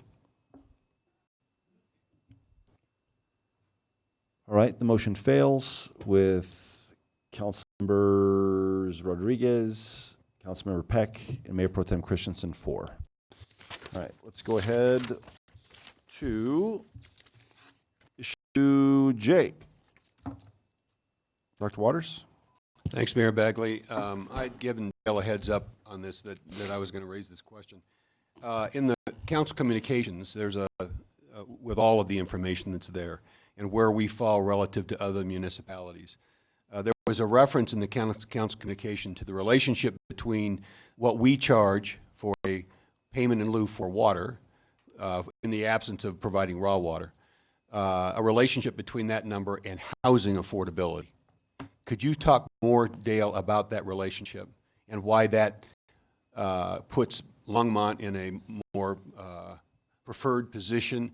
And the reason I ask the question is we spent a fair amount of time in our last meeting talking about water rates. We're not finished with that discussion. We've heard from the public that people don't want their water rates increased. And one of the suggestions we heard was charge more for payment in lieu. Let developers carry that burden rather than lay that burden off on existing residents, right? In terms of where the money's going to come from to pay for all that we need to do with our system for infrastructure to use.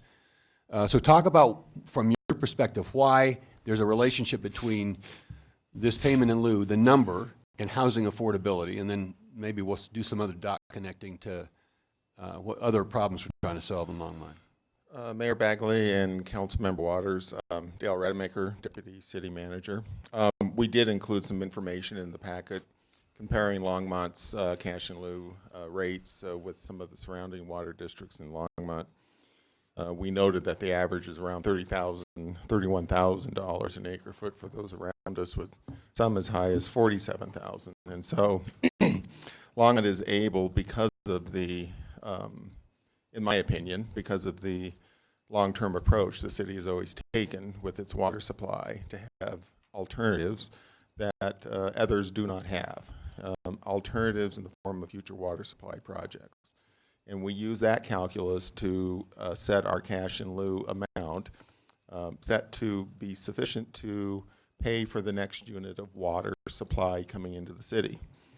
So these are direct costs that go into ultimately the development of property. What's important, I think, for us to keep in mind is that we're charging an amount that is very competitive, but also meets the needs of the city from a water supply perspective. And I think whenever we can do that, we should be doing that. Not only on cash in lieu, but we should be doing it on our system development fees in general. We should also be doing it on rates to the extent that we can. So I don't know if that answers your question, but I believe it does have a direct link to the ultimate cost of housing, and as well as commercial development in our community. So if we wanted to minimize the rate increases we talked about last week, one strategy would be to get to the top end of that range of payments in lieu. What might that do to the cost of a home in Longmont if a developer is not bringing raw water? Mayor Bagley and Councilmember Waters, I'll start out by saying I'm not an expert on that. Secondly, my gut tells me you're going to increase the cost of your housing, and it could have a net negative impact on your ability or your desire or your goals to increase the supply of affordable housing in the community. To me, the math just would suggest that you're going to be somewhat self-defeating.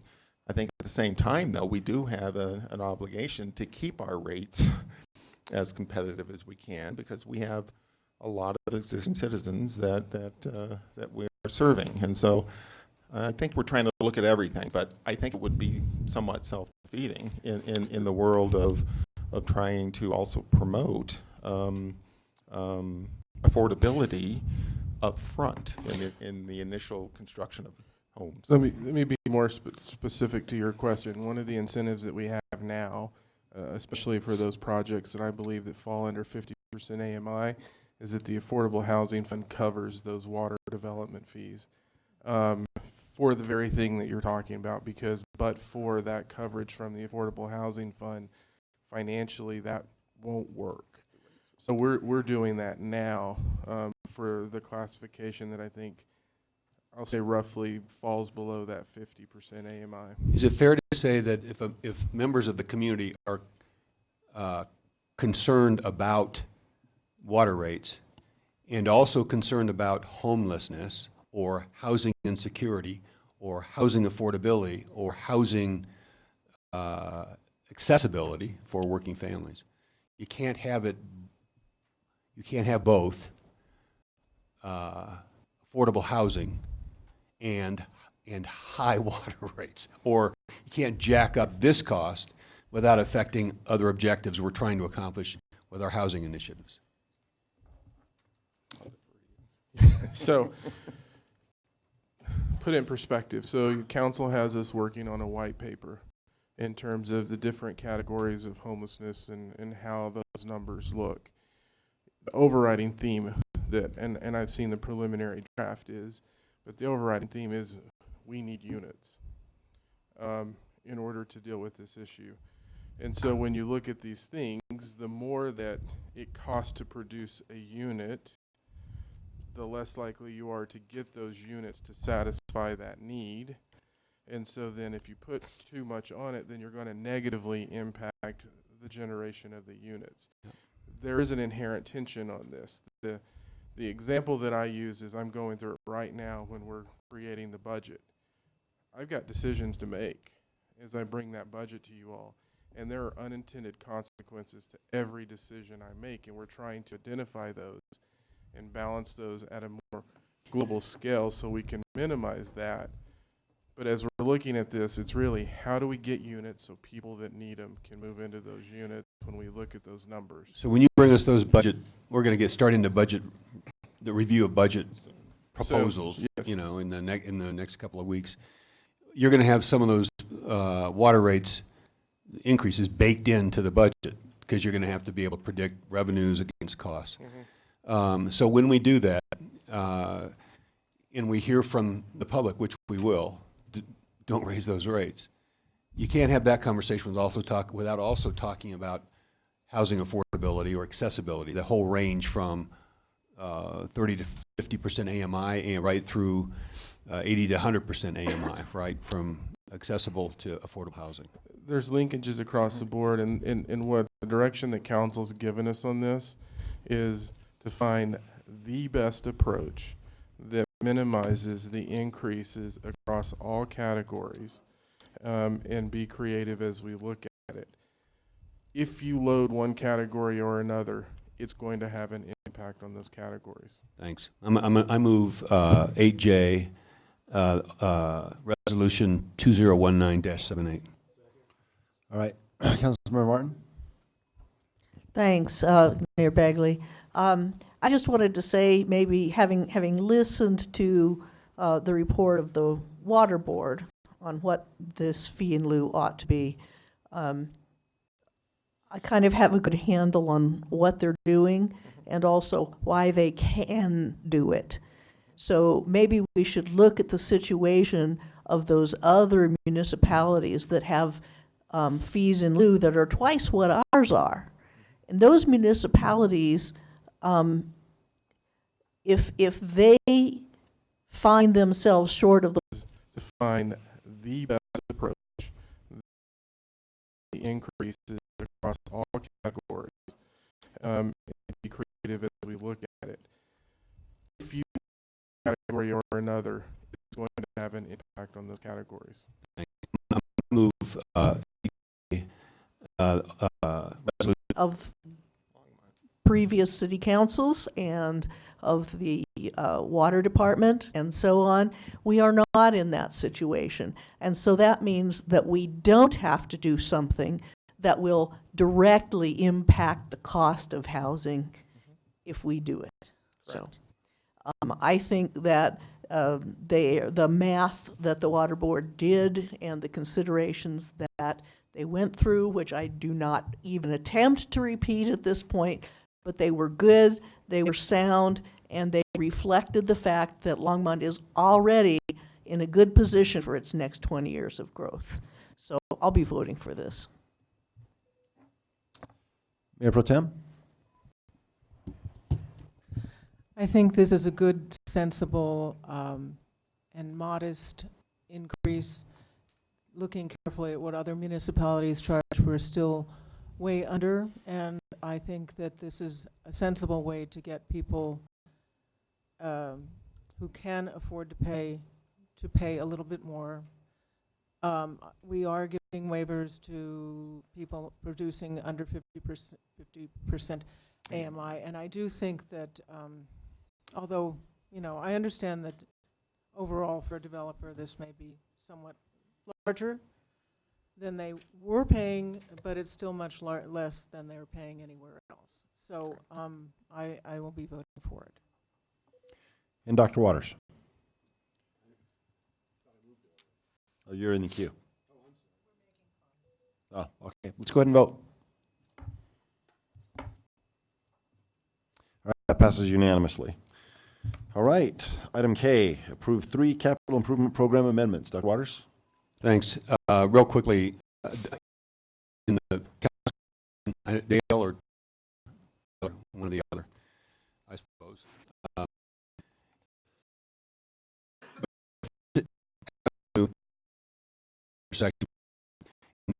Funds from one project to another.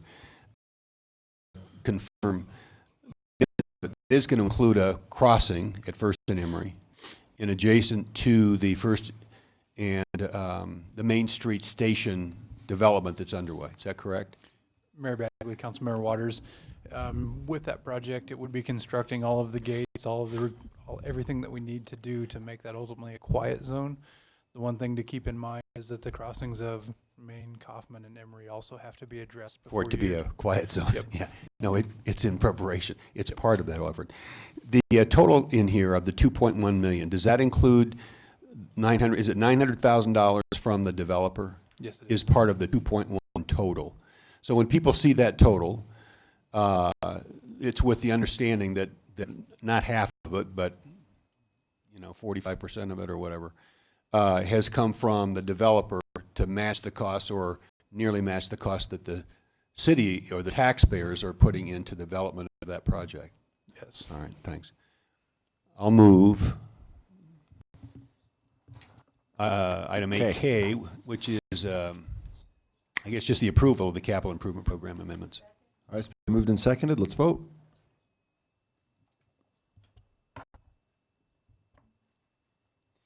All right, that passes unanimously. Councilmember Peck? Thank you, Mayor Bagley.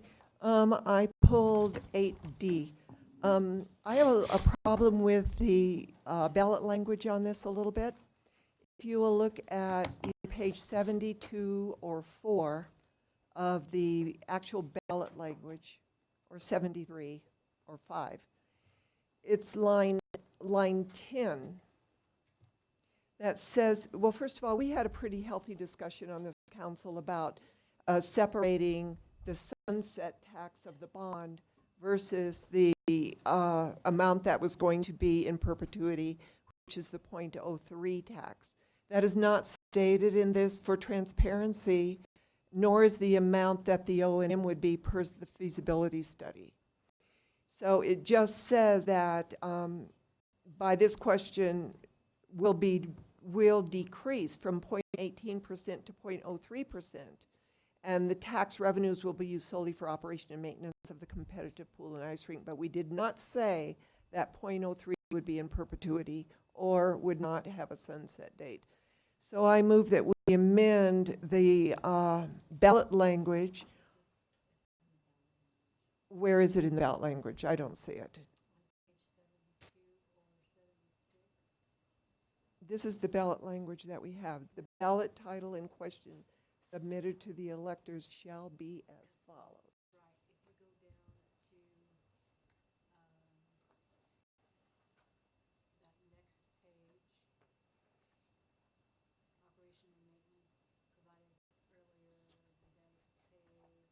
But that is not going to be on ballot. That's my point.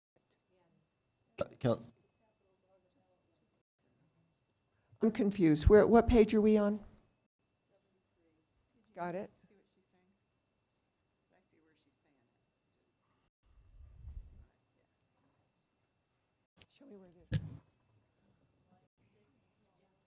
What number of the, I've got the ordinance up. What, not the packet number, but what's the ordinance page number?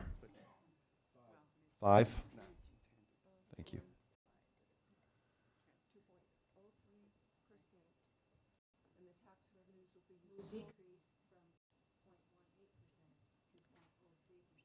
It says that it will decrease, but it does not say that the .03 will be in perpetuity, that there is no sunset date on .03. So I'm going to cut us off here for a second. So Councilmember Peck, what language specifically are you proposing?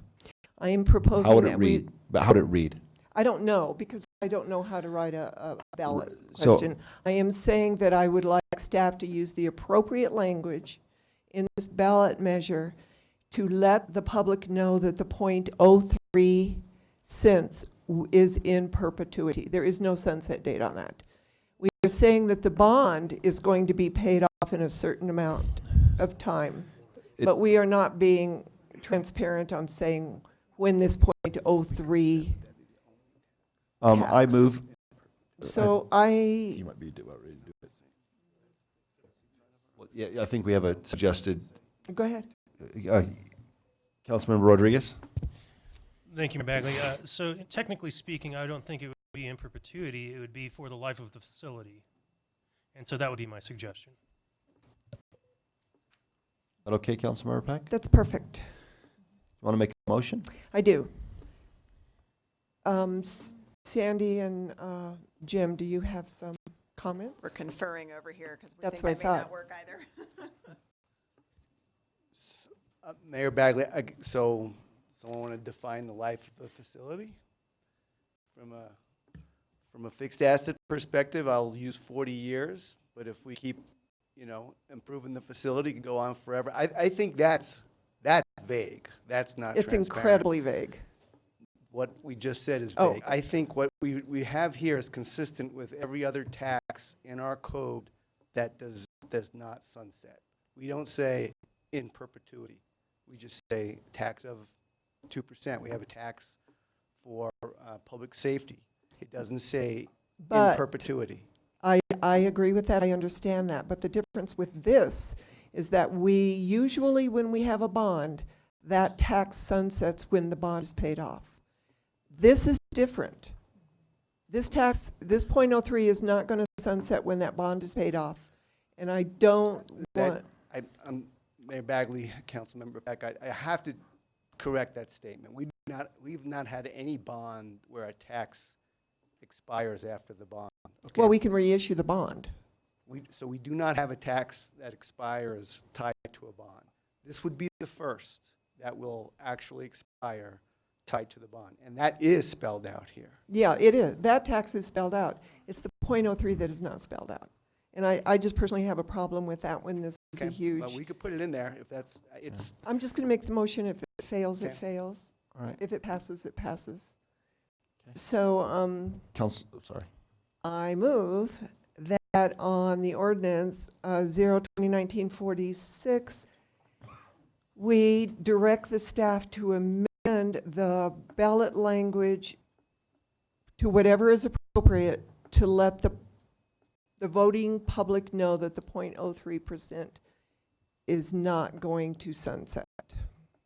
I don't know how to say it, but that's my motion. Councilmember Martin?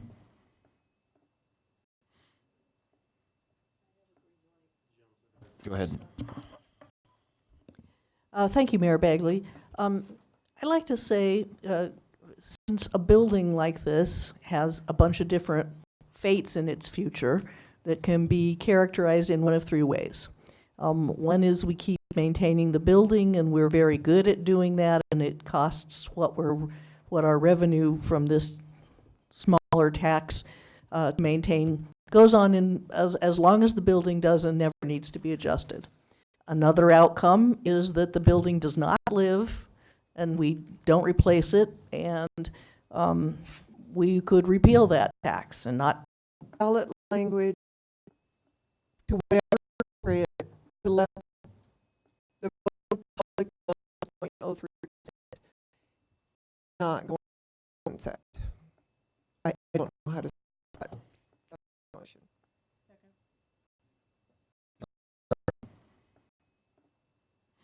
In the future of this building, no matter what we do, and that therefore there isn't any reason to try to anticipate it now and make the language of the ordinance more complicated, which is, I think, the reason it's written the way it is now.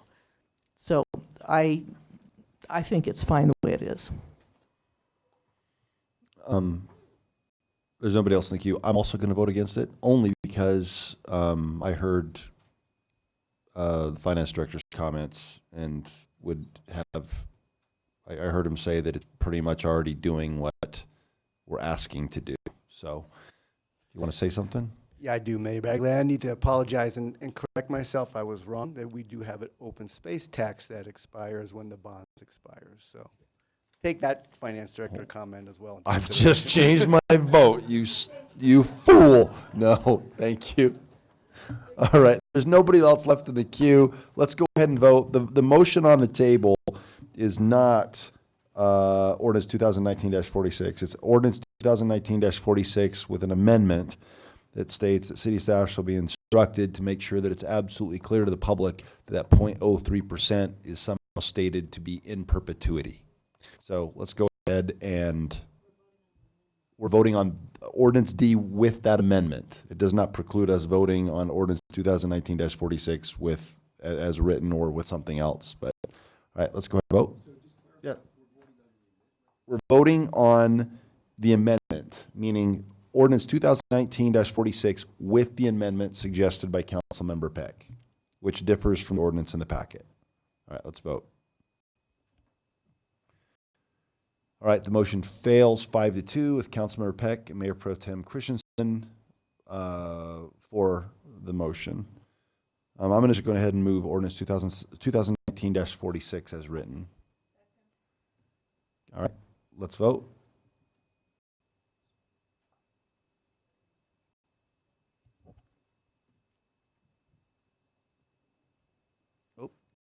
Voting ended, and the motion passes 5-2 with Councilmember Peck and Mayor Pro Tem against. So thank you. All right, it's just before 9 o'clock, Councilmember Peck. Or we could finish. You want a break? All right. I don't think there's anything else. Is there anything for general business? All right. Let's go ahead to final call, public invited to be heard. Does anyone want to say anything? Come on up.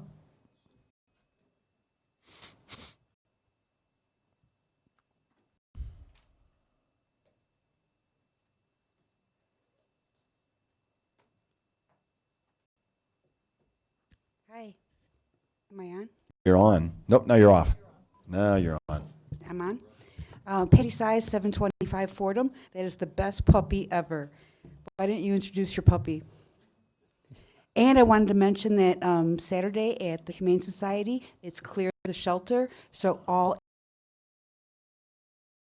you, your friend, please go get one. Thank you. Thank you. I don't care if you vote for me or not. I just love you. Thanks. Anything?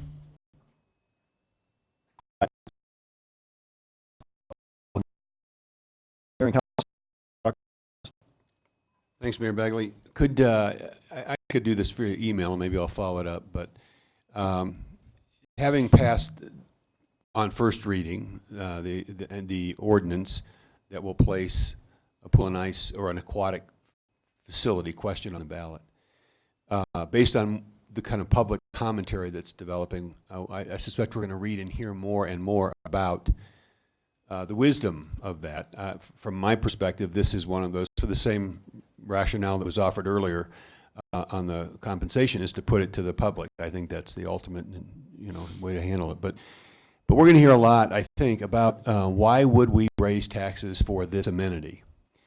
So it would be helpful to me to be able to respond to that question or those questions, to have a summary, if we could, of all that we've spent on open space, all that we've spent on our parks and trail system, and then break out specifically Sandstone Ranch, what we've spent on other recreation amenities in Longmont, And we just spent how much on the Centennial Pool, but you know, when it was constructed.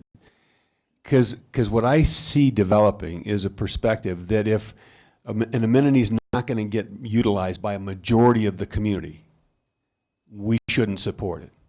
I'd like to know which of the things I just listed are used by a majority of the community. Parks and Trails, Sandstone Ranch, this, or our school district, for crying out loud, right? This community has supported its school district, and it should have, over and over again, even those without kids in school, because the voters in this community obviously understand what an asset a high-quality public education system is, and we've been willing to invest in it, whether you have kids in school or not, because the community's better off by a high-quality school system. If we were to decide not to support a pool and ice facility because a majority of the community is not going to use it, I can't imagine that a feasibility study on a performing arts center would ever bring that to this council to put before the public, because certainly a majority of the public would not be attending performing arts or events in a performing arts venue. I just think we need to frame this in a way to understand who do we want to be as a community and how kind of investments we're going to make.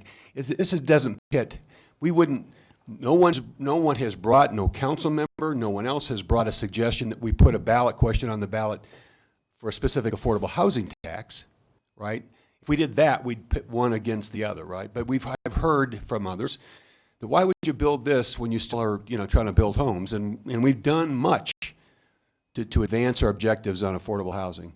I just would like to get ready for that discussion as it unfolds and establishing a factual record of what this community has supported over the years, even when a majority of the community isn't using an amenity or a venue, is going to be useful for, I think, all of us, but me in particular. Thank you. So, Mayor, Council, just so you know, Marika and staff, they're working on the factual pieces. We'll add some components based on that question. Also wanted to make Council aware that we'll also really talk about the sunsetting piece to really do that. We have to put that in the factual information, and so that will all be in that document. Councilmember Finley? I just wanted to have a short little update on our 529 Jump program.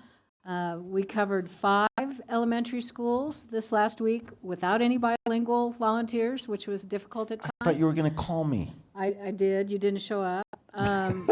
Neither did any of the city staff. But it went well, and we had a great response from the parents. And if you're out there and you have not started your College Invest account for your kindergartners, please do so right away and apply for that $50 match. You can go to 529jump.org for all the information. If you have an account, you can also get that $50. So go to 529jump.org and find out how you can get your additional $50. Councilmember Peck. Thank you, Mayor Bagley. I want to congratulate Councilwoman Finley and Councilmember Waters for this 529 jump. I think that's incredible, and you're moving us forward on our work plan on education. But at the TAB meeting last night, Transportation Advisory Board, that board asked me as the liaison to relay to council what an incredible staff we have in Tyler Stamey, in Phil Greenwald, in Ellen Rigby, in who else was there? Jim, our new transportation director, that every time we ask them for something, whether it's a concern that a resident has for a crosswalk, for a light, for a speed bump, for a bikeway, they answer immediately and with the utmost respect and professionalism. So I wanted you to know that. Every single board member is very impressed with our staff, but they didn't know if the rest of council knew that. So I'm relaying that. I also want to say that we have, with our new youth council, an incredible group of kids.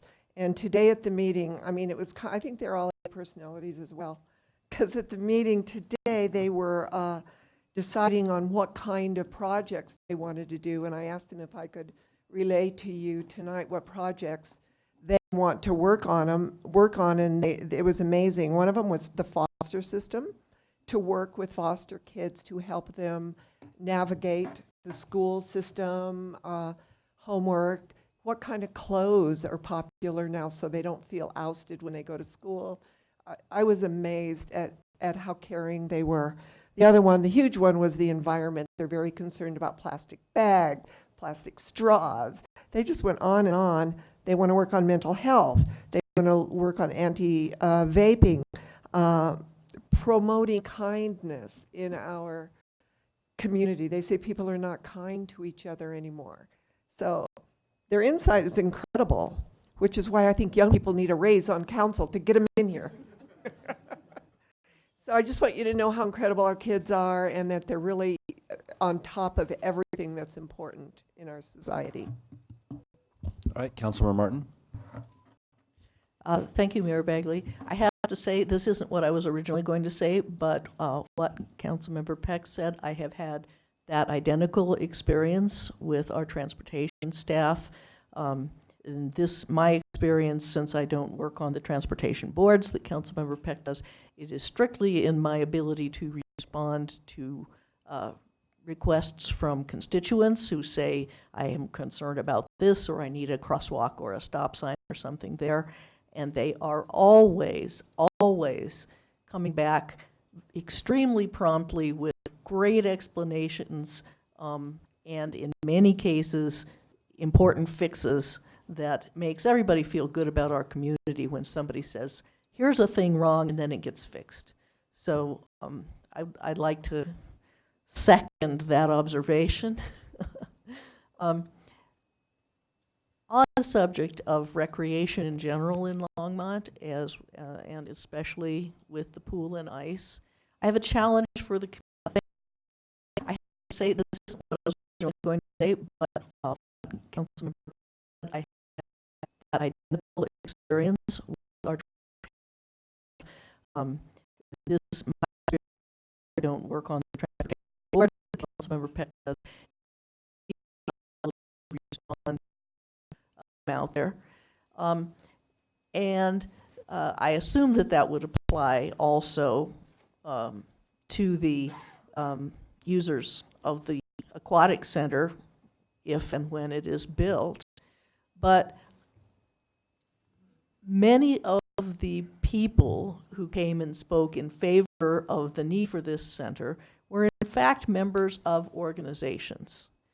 And I would like to challenge those organizations who are promoting water sports, ice sports, and essentially introduction to the more esoteric activities for our local youth, to come up with what kind of scholarship programs or training programs or other kinds of programs that I haven't even imagined that would make the facility more accessible to more kids whose parents are not necessarily able to do what those club members are doing for their kids. Because after all, you know, if you're taking your kid around to all of this stuff, why not take another kid too? So I hope, you know, it's not that late at night for a change. I hope that lots of people hear this, and the hockey clubs and the swimming clubs and all of that step up. You know, if you want this facility to be built, let the public know what you're going to do to thank them for voting for that facility. That's what I think. This, you know, the community needs to show its support for it. All right, there's nobody else left in the queue, but only because it was requested. So anyway, yeah, a lot of people. So anyway, he's asleep right now, but he sleeps on my desk. Yep. So this is Drago. He's 12 weeks old. He's a German. For some reason, I decided to go out and get a puppy, so he got everywhere with me. Drago. So if you attack us, you know, just this is a safety protocol right here, Drago. All right. Right. No comments, Mayor. All right, cool. We're adjourned.